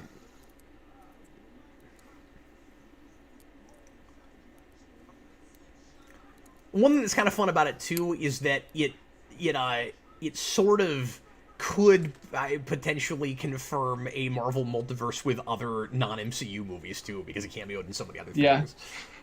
Yeah. That's kind of fun. I like the "because you're me" line. I wouldn't have thought to parallel these characters the way we do, and it is kind of true. Everything he's saying in that moment, so I like that. But like I said, he's gonna, after this, now that he's had that moment and that switch, he's gonna get really sappy, and that's gonna be unfortunate.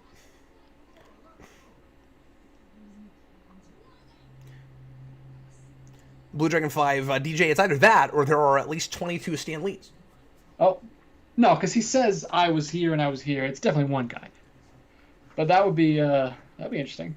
Well, no, I think he's just saying, as far as whether you like that or not. These are your choices. You're either okay with 22 people that all look like exactly the same guy in that universe, or there's actually an explanation for it. I like that we don't make a big deal out of the explanation. We just have a moment where he says something about it real fast, and there's gonna be an after credit scene with it too.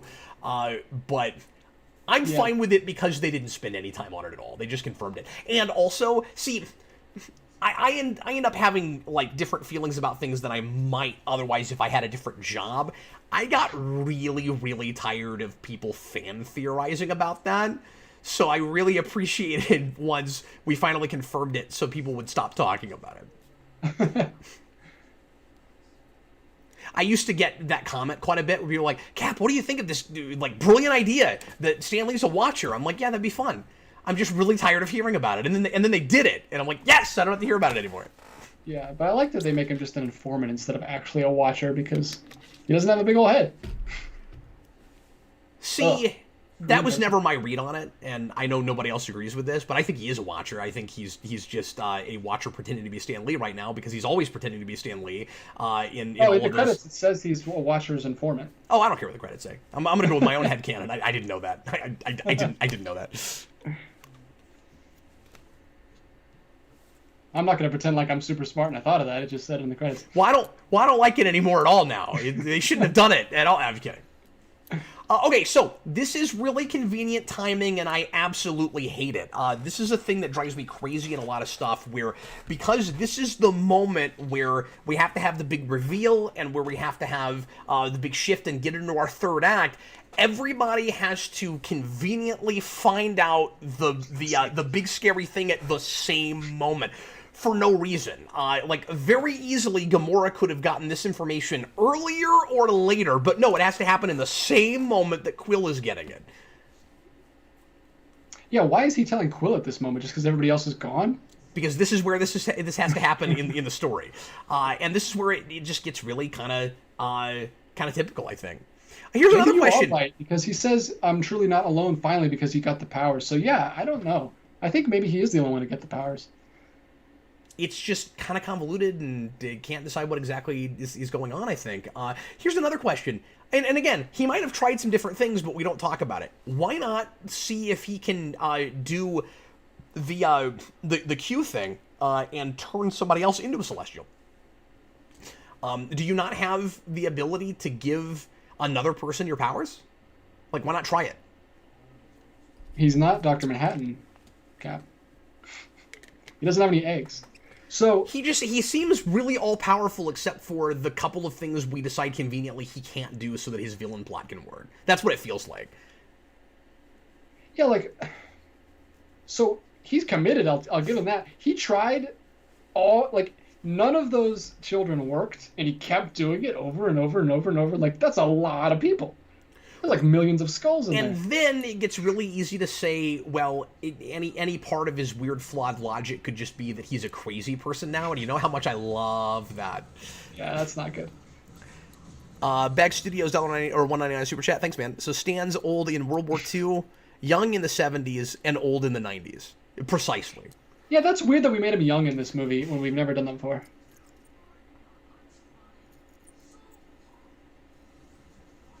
Especially when this is the movie that explains that it's the same person. Any other movie you could do that because it's just a cameo. It doesn't matter. Well, I think he just means, like, if we canonicized all the cameos as part of the Marvel multiverse, that there's cameos where Stan Lee is in other earlier movies, and so like back in the 70s he's younger, and yeah. Well, no, they actually de-age him in this one. This is the only one where they do that. Not this one. Which one is it? Is it Endgame? I don't know. I'm not sure what you're talking about. There's one cameo where they de-age. Oh, I didn't know that. That's not what Bag Studios is talking about, though. Oh, okay. So yeah, I didn't know about that, and that's interesting, but that's not his point, I don't think. Because he said he's old in World War II, he's young in the 70s, and old in the 90s. I don't know what 70s one he's young in. He's got a cameo in one of the Incredible Hulk TV movies, I think is what he's talking about. Oh, Captain Marvel, okay. Endgame, he's young. That's the one where it is. When they go back to the 70s. Oh, okay. Oh, I see what you're saying. I forgot that cameo was in the 70s, okay. I didn't know what we were talking about. Never has there been a sadder moment with a Walkman. Oh, I love that. It's great. I didn't need it in slow motion necessarily, but and then I love that line later. I like it when he earnestly says ridiculous things, and that never gets old for me. When he's like, "You killed my mom. You broke my Walkman." Like that's great. It's great. Yeah. Yeah, Bag. I'm sorry. I didn't read your comment right. I'm being stupid. Tell your friends. Captain Logan's an idiot. Tell your friends. We'll get there. We'll get to Endgame.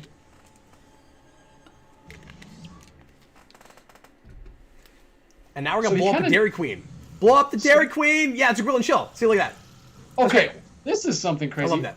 Why do we never talk about this happening in 2014? Like, so many people die right here. Do you see this? Yeah. This gets insane. Like, hundreds and hundreds, maybe thousands And you of people kind die. of expect them to reverse it at the end, and then that doesn't happen, and yeah, nobody talks about... Like, the first movie has nothing at all whatsoever to do with Earth, and we treat it like this one doesn't either. Like, if there's... I'm sure somebody in the comments that knows MCU better than me is going to be like, no, there's this one place, Captain Logan, where they mention... And... If that happens somewhere, I don't know about it, but... Civil War happens right after this, or not too long after, and no one's talking about, like, the thousands of people that I want somebody in the comments to tell me right now, where does that get mentioned? Where does the destruction in this movie... Where do they talk about the Dairy Queen? I'm sure it's somewhere, we just don't remember it. Like, I didn't remember that, and when we did the rewatch, I was like, holy crap, there's a lot of people dying right here. And on every planet, not just Earth. Yeah. Like... Now, to be fair, it was one small town. I don't think there's more destruction beyond that kind of, you know, Smallville-esque town, but... Yeah, I don't remember. What state were they in? Missouri? Missouri, yeah. And at the beginning, it just says Missouri. Missouri. Sort of like at the beginning of 09 when Kirk is in Iowa.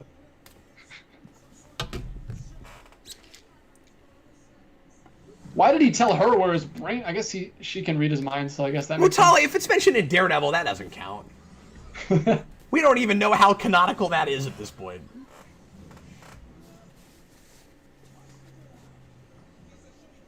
That's the incident everybody's talking about. It's not actually Avengers, it's this. That's the... Well, no.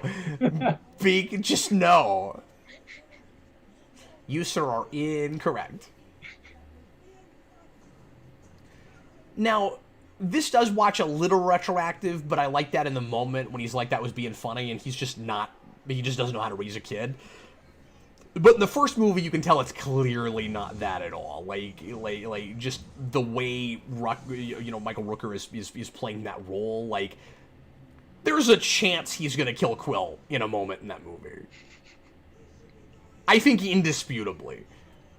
But I think this might be, of the things I've seen Rooker in, this is one of his best performances, minus the sappy stuff. Because you never get to see him be this endearing, and he gets to do the self-sacrifice thing, and I bet that was great for Rooker. I met him at a con before we knew much of anything about this movie, but they'd already shot it, or they were in the middle of shooting it, I'm not sure, and he seemed like super proud of this movie when he talked to me, and he was like just wait. Like, obviously he wouldn't say anything, but he did tell me that he was a lot more in this movie, and that like just wait till you see what they do with Yondu. And I was like, oh, cool, you seem really excited about this. And he had every reason to be, because his part is pretty cool. I mean, he gets a lot to do with. So yeah. So we just had like an Ivan Ooze moment where immediately after Star-Lord says he's trying to destroy the universe, we have to stop him. Rocket says, so we're saving the galaxy again? Just because it's Guardians of the Galaxy? Galaxies and universes are different things.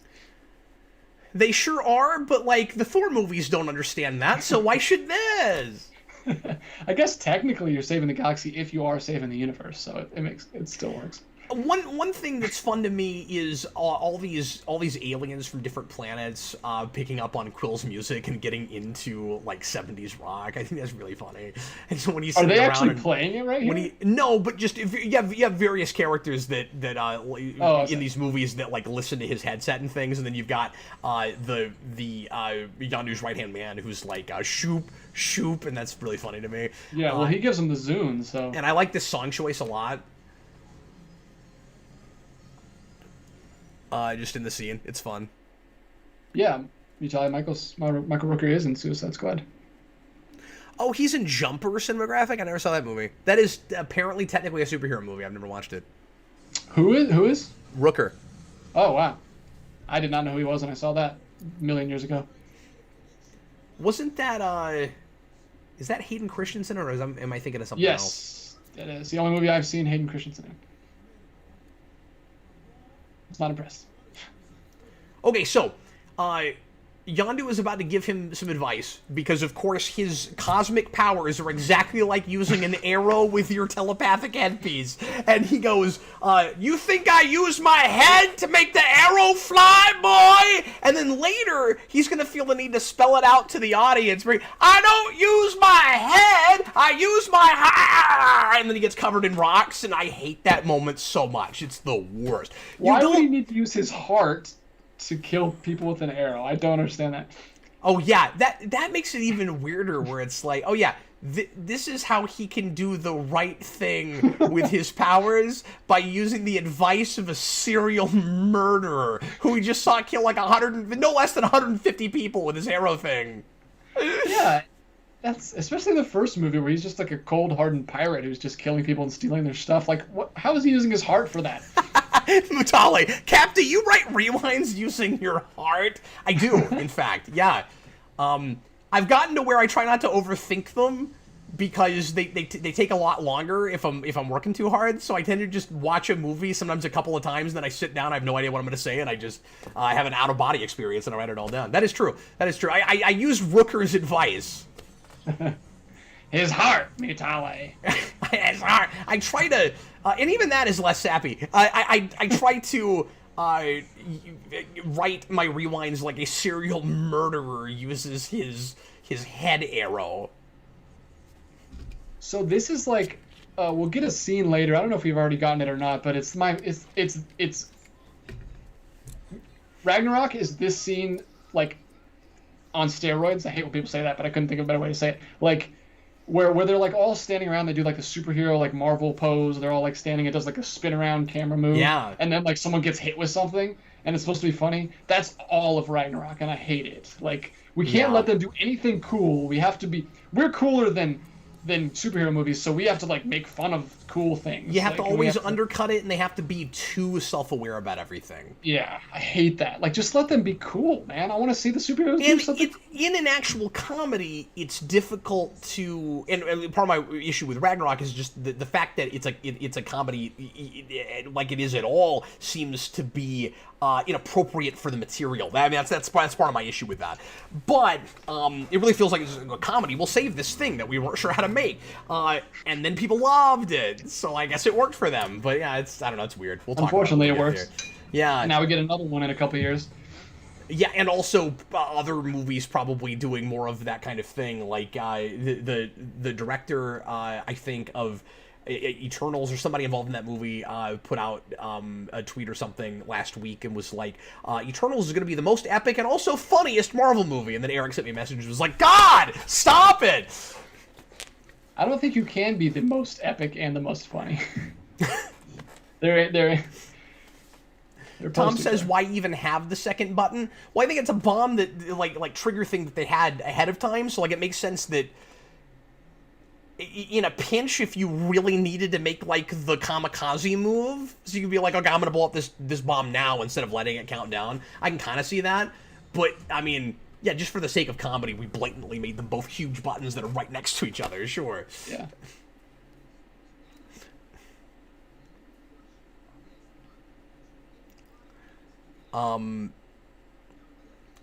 The tape thing is kind of funny.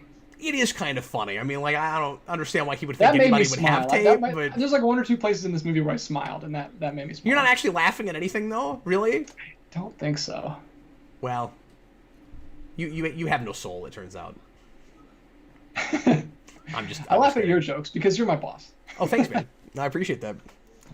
So no, Guardians I actually 2... I have that thing where I and it's a bad thing. It's not a good trait to have, but like I awkward laugh a lot, like because I don't know.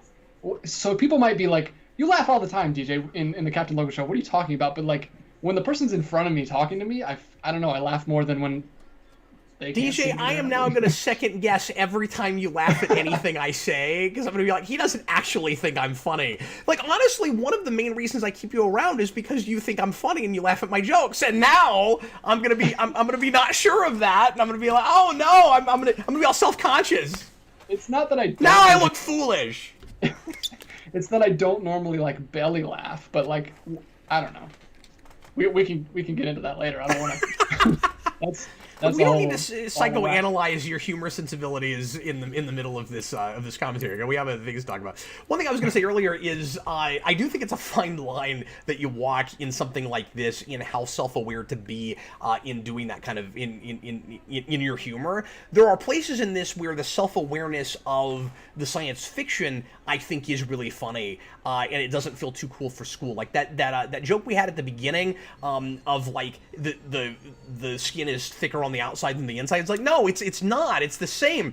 That is self-aware, like science fiction humor, where you see that kind of thing a lot in different science fiction movies, where we pretend like we know something about science and we're like, well, it's thicker on the inside. It's like, no, it wouldn't be. That's stupid. That kind of self-awareness, I think, is funny. So it's a case-by-case thing, and it's probably a person-to-person kind of thing. Yeah, whatever you're like. Obviously, you have different experiences to come at things. Lewis Cox, I agree with this. £5 super chat. When Peter turns into Pac-Man, I was like, what is this movie doing? That is a place where it feels like it's like it's leaning too much into that nostalgia thing, where it's kind of least common denominator. It's like we're making him a child of the 80s, and we want people that remember the 80s or think they do in the audience to go, oh, I know what that is, and so we make it Pac-Man, like the most obvious possible thing. That drove Eric crazy too. I think I agree. I don't love that choice, and they're trying to make it a payoff because earlier he's talking about making a statue of like Skeletor and Pac-Man and stuff, and so then he does a giant Pac-Man. I don't think I would mind it as much if there were several other cool things he did with his powers, but it's the only thing we get, really.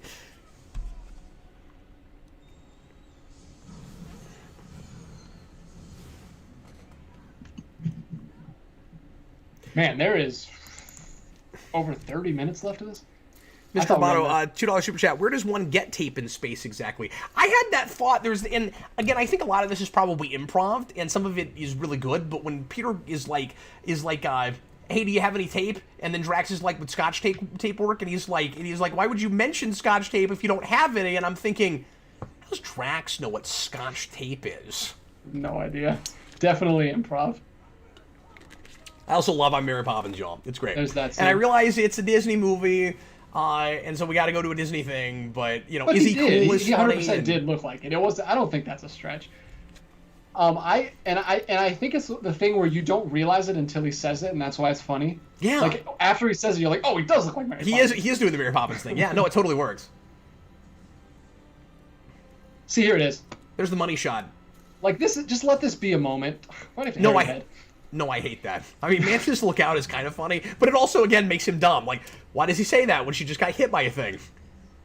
Although that is something that parents say all the time, and I'm finding myself do it, and it's kind of annoying me, where, like, after my kid falls, I'm like, oh, be careful. Like, he already fell. Like, what are you doing? Yeah, but that is adding insult to injury with all the Drax's dumb stuff. Yeah.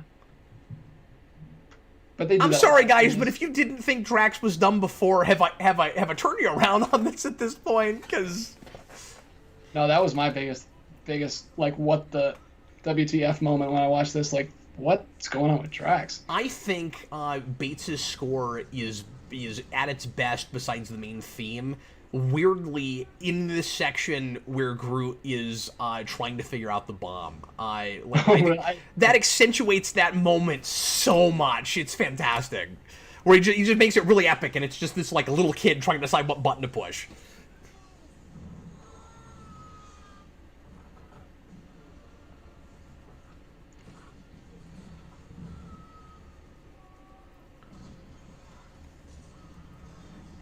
I wonder. Yeah, go ahead. Sorry. Go ahead. I was just gonna say, I wonder if they are letting Batista do a lot more improv in this one, because like, ow, my nipples. There's no way that was in the script. No, I think it probably was, actually, because that would be a callback to the thing he says about his nipples being sensitive at the beginning of the film. And that seems like a thing. That seems like a thing you probably wouldn't have improv. I mean, you could have thought to improv that to pay off at the beginning. I think it's more likely that both of those were jokes in the script. Yeah. Yep. He goes, "I have very sensitive nipples," and then Rocket says, "Oh, my nipples hurt. Woe is me." Okay. Side-scrolling Hero 16. Welcome. I don't recognize your name. Good to see you, man. $10 super chat. Been watching for years. Thank you for the content. Well, thank you for sticking around. We sure appreciate it. Thanks for popping in. We love having you guys here. This Yeah, is really so nice much more of you. fun Thanks so live. much. I'm sorry, what? I was just saying this is so much fun live, having you guys with us. Back Studios. In hindsight, I wish we focused more on Gamora falling off a cliff. Obviously, we wouldn't have had reason to yet, but still.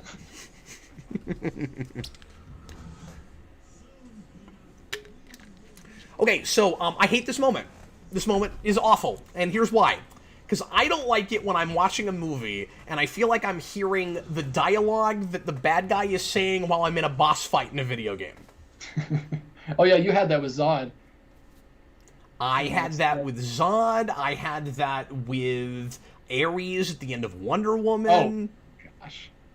And that's even worse because that movie's so good. And it's just so out of place. Yeah, and that's maybe worse than this just because of percentage of film. It just goes on and on and on.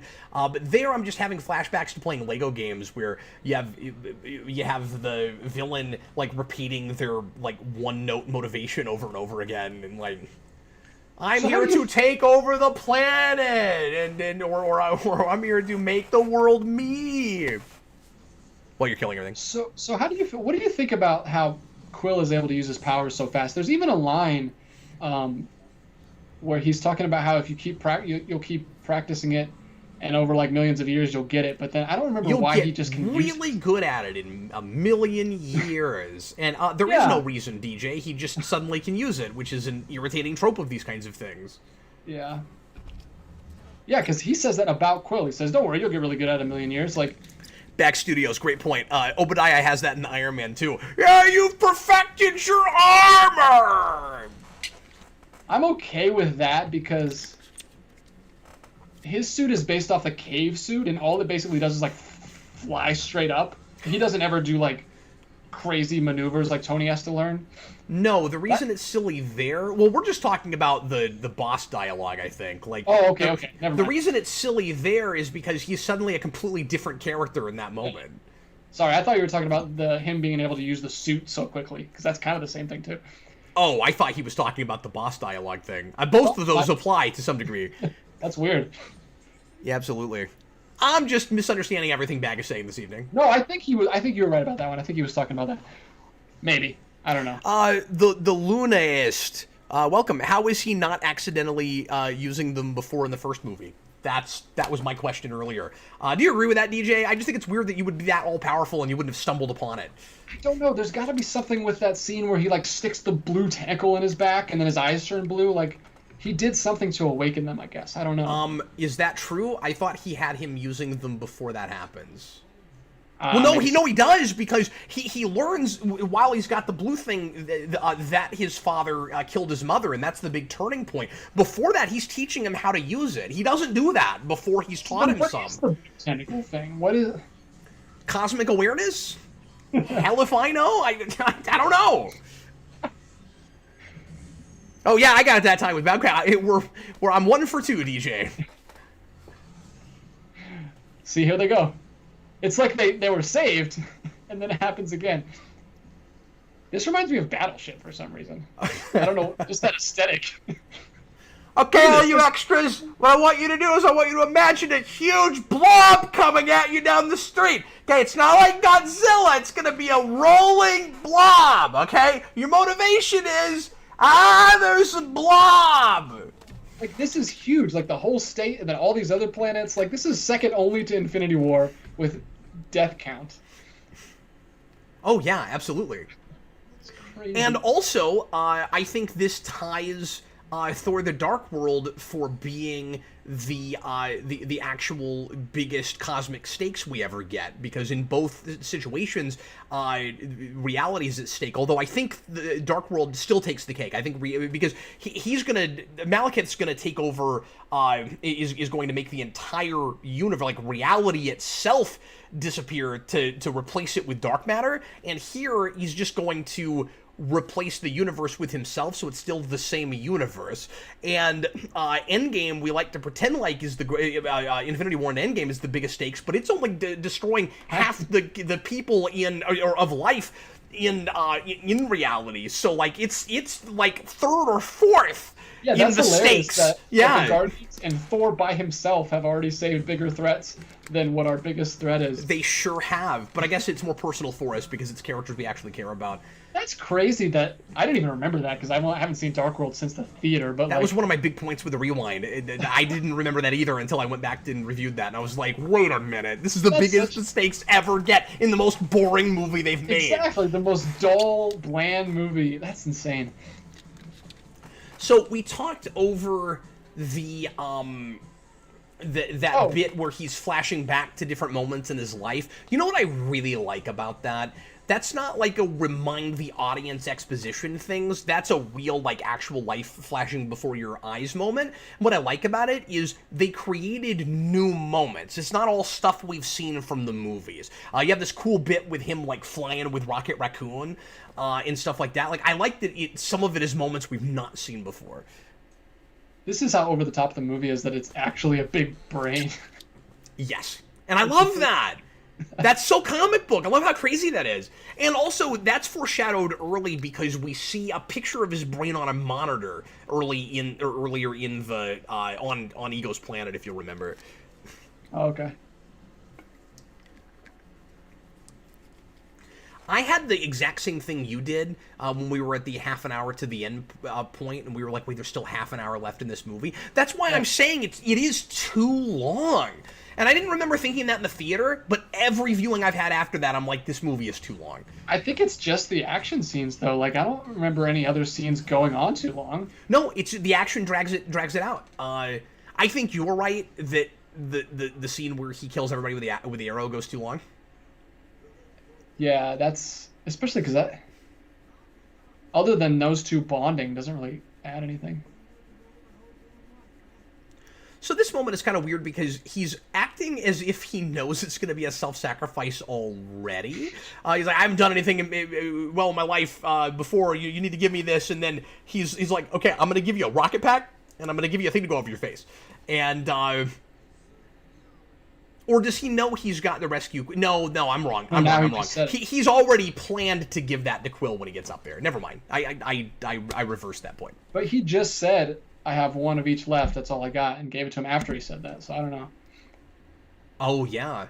Maybe he somehow knew that. That must be what I was thinking when I was watching this the other day, because I was like, yeah, it doesn't make sense that he seems to think it's going to be an epic sacrifice moment already. Okay, I now unrescind my point. Yeah, all he knew was that Rocket was going to go try to save him, and he wanted to go save him instead. So he didn't know it was going to be like exactly about his language is weird. I don't even understand that joke. What'd he say? Well, he's been repeating things Groot says in English the whole movie for people, right? And he goes, "Welcome to the frickin' Guardians of the Galaxy," only he didn't say frickin', and then he gets in the air, and we get a moment with just him and Groot, and he says, "We need to have a real conversation about your language." I guess because he's a kid, and I don't he shouldn't be that. saying that. No, but he said only he didn't say frickin'. It doesn't have anything to do with the profanity part. Yeah, it is, because he said the actual F word. He didn't say frickin'. Oh, I wasn't thinking that. I thought that was just him adding a thing to... Okay. Well, this is like me with Bag earlier. It's obvious, but I'm dumb, and I didn't pick up on it. All right. That I do rescind, and I won't unrescind that. That was stupid on my part. Thank you for explaining that. Yeah, everybody else in the comments got that except for me. Yeah, you don't have to... On multiple viewings. They're already saying it. Well, I'm now drowning in embarrassment. No, dude, we're talking over it. I mean, well, I guess, I don't know. Nope, I thought that every time I was paying attention. That happens, man. You can't pay attention to everything when you're trying to review something while you're watching. Oh, don't give me any credit. don't do that. Blue Dragon 5, I love how upset Drax gets when they have to leave Quill behind. It really speaks to that friendship. Yeah, I like that too. I agree. That's a nice moment with Rocket. Where you... Back. Now I look foolish. Cap 2020. Yeah, you could have said it like 3 times during this, and it would apply. Yeah, that's a great line reading when he's yelling into the microphone. That's great. That's great. So, DJ, how much are you enjoying doing this with a live audience? I'm so glad we've got everybody here with us. Glad they're here. I'll say this is definitely a movie to watch like with a bunch of buddies. I think watching it by yourself or with just like one other person, it's not as like this is meant to be seen. Do you find yourself having a better viewing with this while we're talking over it and chatting with people and just having a crowd? I always have a better time. I mean, we talk over Power Rangers. Like, I always have a better time talking to you. The difference with something like this in Power Rangers is that's the only way to watch Power Rangers. Well, I don't know if I would have went back to this, honestly, if we weren't doing this. My wife has been hounding me to watch this again since the theater, and I finally watched it with her because we were doing this. You're welcome, Grace. You're welcome. Tom, $2 super chat. Does this mean he can't use the Power Stone anymore? Yeah, I would assume so. I also that's another thing that doesn't make sense. I don't know if I buy that. But that was why he was able to hold it. Like, they explain after the fact that's why he was able to hold it, but he didn't. But wasn't it the power of friendship? Wasn't it supposed to be they were all there helping each other so they could? I mean, and again, it's a little sappy, but like that undercuts that entirely. It's like, no, it was that, and it almost feels like Gunn going, yeah, everybody complained that didn't make a lot of sense, so retroactively, I've ruined the point of my film. But it doesn't make sense with this movie, because he's not able to use his power at all until he gets to this planet, so why was he able to unconsciously use his power to hold on to that stone? I don't understand. Yeah, and it makes you think that he should never have been able to get hurt ever. Yeah, is it like that Unbreakable thing where he just didn't notice that he never got hurt his entire life? Never occurred. You know, now that you mention it, for the last 34 years, I've never gotten a cold. I've never gotten a splinter. I remember this one time where there was this bee that was flying around me, and then it fell on the ground, and I noticed that its stinger was right next to it, and now I realize it must have tried to sting me, and it didn't work, and it died. But in the moment, I didn't understand that. It's the worst possible thing we could be talking about during this scene. Oh, you're right. This is a really tragic scene, isn't it? Yeah, this is really wonderful. I have this very interesting relationship with the ending of this movie. I had this in the theater, and I have had this on every subsequent viewing. I doubt it will happen this time because I'm talking with you and in front of an audience, and I would look foolish, but I don't tear up when he dies. I tear up at the Ravager funeral over that song.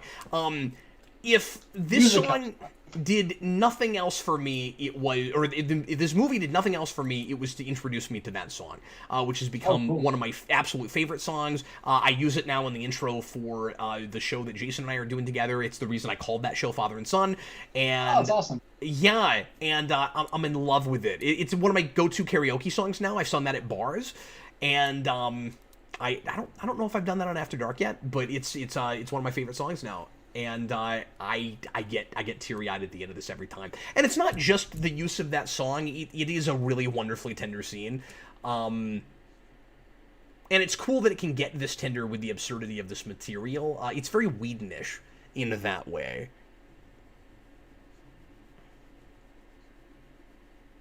Daniel Davis says he had that too, so I'm not the only one. This is what makes you tear up, the Hasselhoff comparison.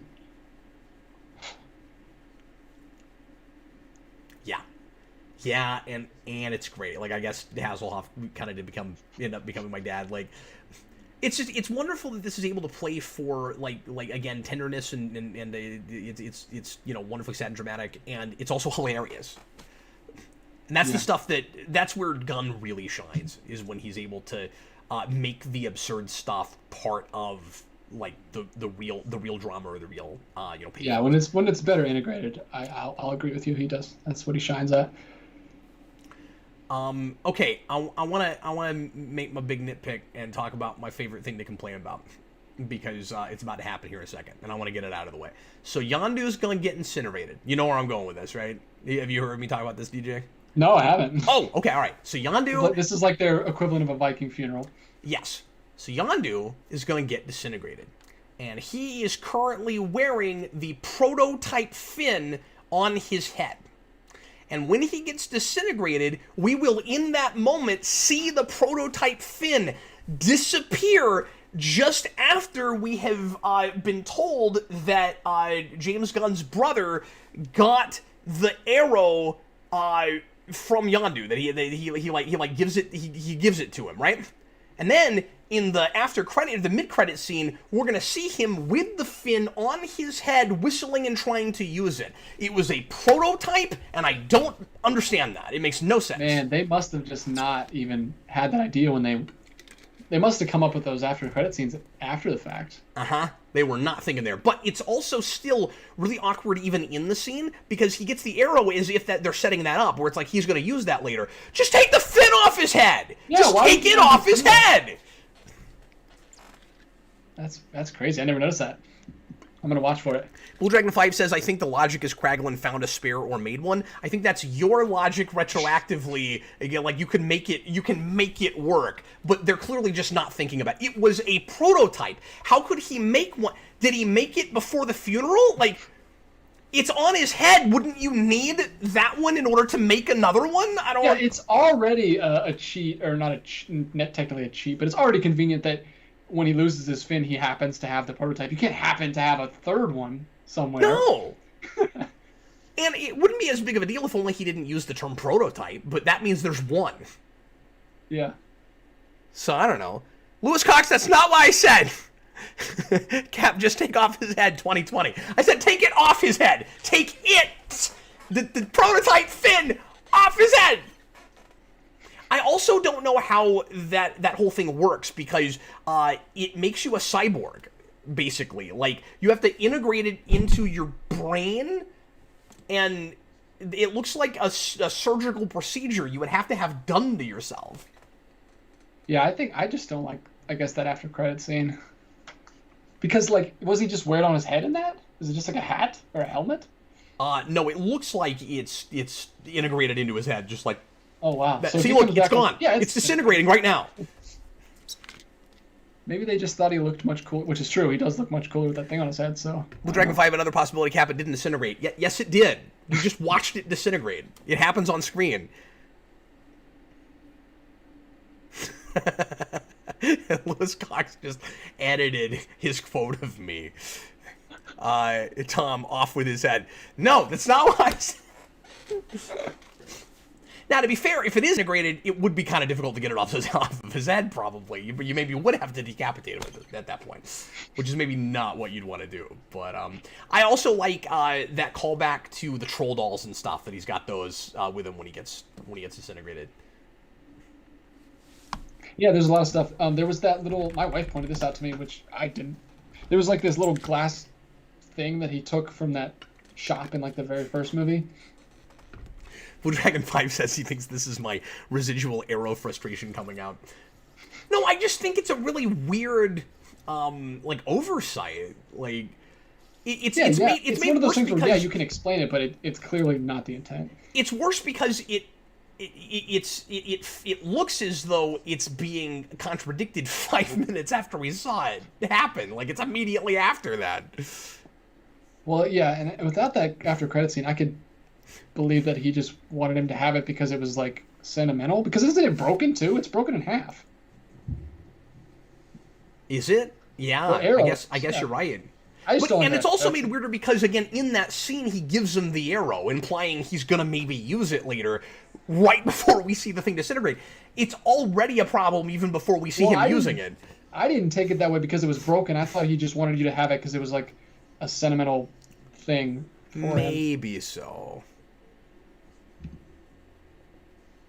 HB Haga, the fin chooses its wearer.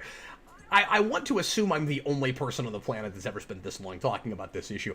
And now I am too, thanks to you. You're absolutely welcome. So this guy could have played what's his face, that role in Sin City from the God, I can't think of anybody's name right now. Manute, the actor, and I love that actor who passed away and then had to be replaced with the guy from 24 in the sequel. That is the only other actor I've ever seen on screen who looks like he also could have played that role. So this is crazy. Like, this is fascinating to me. I hope they're a big part of the third movie. I do too. All these different factions. Yep. I think so too, and I would be surprised if setting it up like that they didn't do that. Let's remind everybody once again of that point you made earlier about how that line doesn't work as well when we know that that Yondu delivered all those kids before we got to him, where he's like, "Oh, I guess he didn't actually break the code after all." Yeah, but the code was no kids, and he did it several times, and then he seems upset that they won't let him back in. Like you knew it, man. Like, yeah, I wish it was just...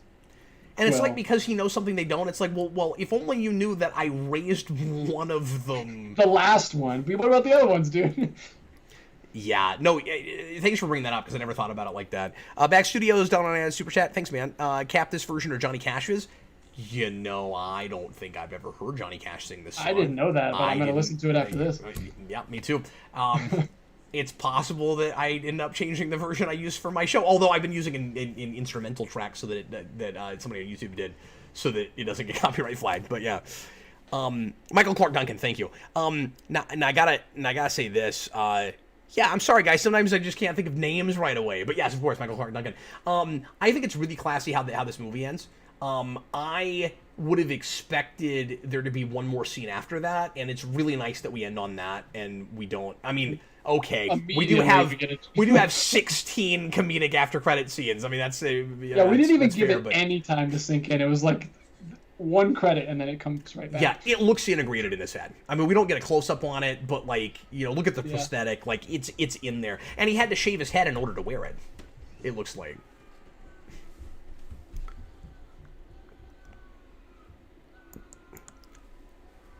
That is also a good use in the credits there of that Cheap Trick song. I am not the world's biggest Cheap Trick fan. I have always called Cheap Trick a glorified cover band. Their best songs are their covers, and their original stuff does kind of nothing for me. My dad is a huge fan of that band and dragged me to see them live in concert once. And the first half of the concert, I was kind of bored because I had to sit through Cheap Trick, and my dad's all excited and loving it. And the second half of the concert, we got Peter Frampton, who I love, and my dad was bored. So I guess we were even. Love this design on these credits, by the way. Anyone who's seen my thumbnails for this channel knows I love the distressed, like, realistic, like, sticker kind of messy looking design, and that's exactly what this is. You use that a lot. Yeah, it's great.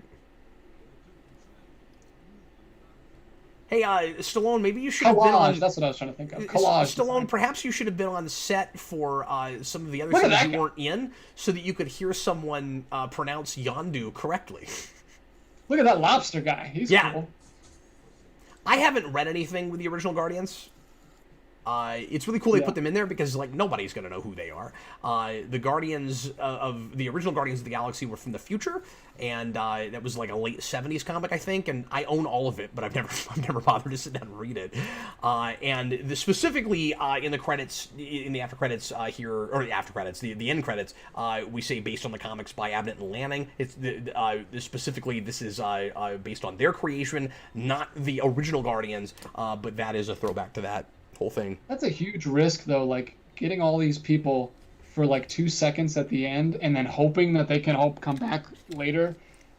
Well, to be fair, half of them are like CG creations, though. Like, and like, okay, if Rosenbaum doesn't feel like doing it, nobody's gonna miss Rosenbaum. Like, it's cool it was him, but he got one line and I couldn't tell it was him. Every time I watch this movie, I'm straining to go, can I tell it's Rosenbaum this time? Nope, could have been anybody, doesn't matter.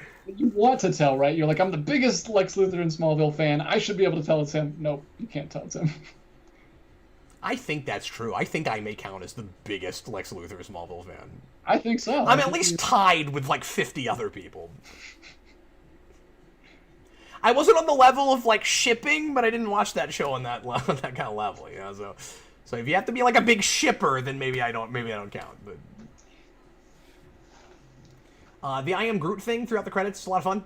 Where every now and again you have credits that say I Am Groot, and then they have to change it to what it really is. The first time it did it, I was like, why is there all these people for a section that says I Am Groot? And then it switches, and I'm like, oh. It changes, yeah. That's fun. That's fun. It kind of makes it like a little activity for you during the credits. Like Blue Dragon 5 says I'm tied with 25 other people. Okay. All right. Okay. He's giving me more credit than that. There's only 25 of them, yeah. Yeah, Lewis Cox, just stating the obvious, says the best Lex is Michael Rosenbaum. I mean, you can say clearly objective things if you want to.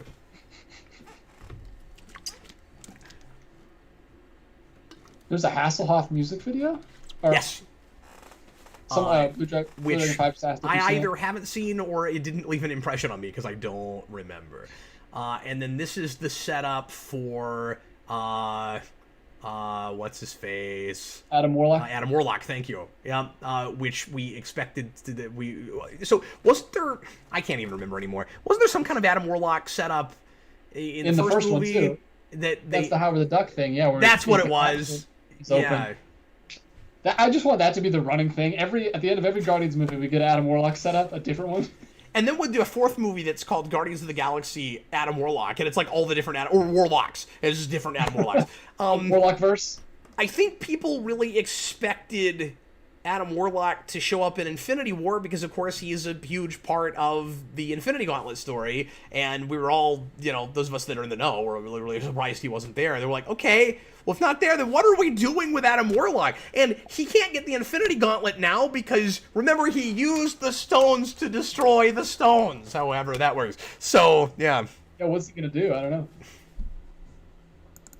Bag says he thinks he likes every other Lex better, and the subject says, it's okay to be wrong, Bag. You know how you say that like cliche thing that you always say where like at least the music was good, like if you can't think of anything you like about the movie, yeah, at least I think the credits might be my favorite part of this movie. That's really funny. It sounds like a dig, but I think the credits are amazing. Yeah, but I mean, like, you don't like this movie as well as other people, and I don't think you like it even as well as I do, but it's not like you spent the whole movie going, like, everything sucks. Like, there were things that you liked, okay. No, exactly. And I would never do that. Like, we're talking about a movie, I'm not going to, like, and this. Well, yeah, no, you can if you don't like anything about. Look, I've done commentaries on movies where I can't think of one positive thing, or almost no positive things. I don't think we'll have that with any of the 13 films we're doing for the second section of Marvel Mania. Like even Ragnarok, I'll find some things to. Yeah. The closest one for me. Hey, I think there's stuff in Ragnarok that's really entertaining. I just think it's inappropriate for that movie. It feels like somebody turned in an assignment for the wrong class. Like that's what it feels like. But got 110% extra credit. It's not my fault that the T-shirt was grading poorly. That's not my fault. Yeah, Ren Davis. I didn't learn parenting. My daddy was a planet. Yeah, I love this song. It's hilarious. I love that we made a song in the credits for the movie. We don't do that anymore. Like, we did that with Ninja Turtles back in the day, and we used to do that. And it's crazy they got Hasselhoff, of all people, to do it, too. It's nuts. Yeah, so here's that scene that's, like, way later. It has to take place, like, years later. Maybe it happens even post-Endgame.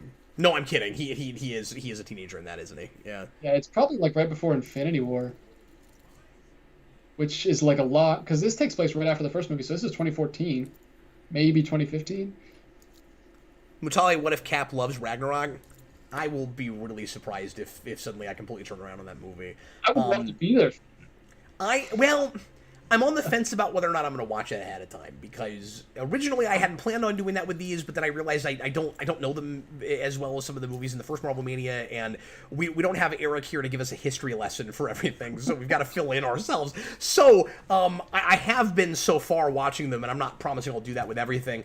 But with that, I'm saying right now I'm not going to do it with Venom. I feel like, yeah, and I mean that at least I've done a commentary on already. But I feel like I'm of two minds with Ragnarok, because I feel like on the one hand it might be fun to get my second impressions on camera, I guess, and on the other side, like, it might be unfair if I just spend the whole time talking about how bad it still is, not giving it a second shake. So I don't know. I've only seen it once. I just really, really disliked it.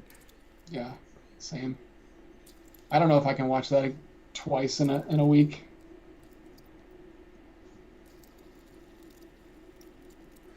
Yeah, I wasn't planning on rewatching them all either before this, but like it's the first two are like my wife really wanted to watch this one, and she also wanted to watch Logan, so we just happened to watch them before we watched. So you're not necessarily doing that for preparation. See, I assumed you were just lying to me. I thought you were like, look, yeah, it's Marvel Mania. We're just gonna sit back and relax. We're not gonna prepare for anything. And then DJ is secretly like, oh God, what am I gonna say?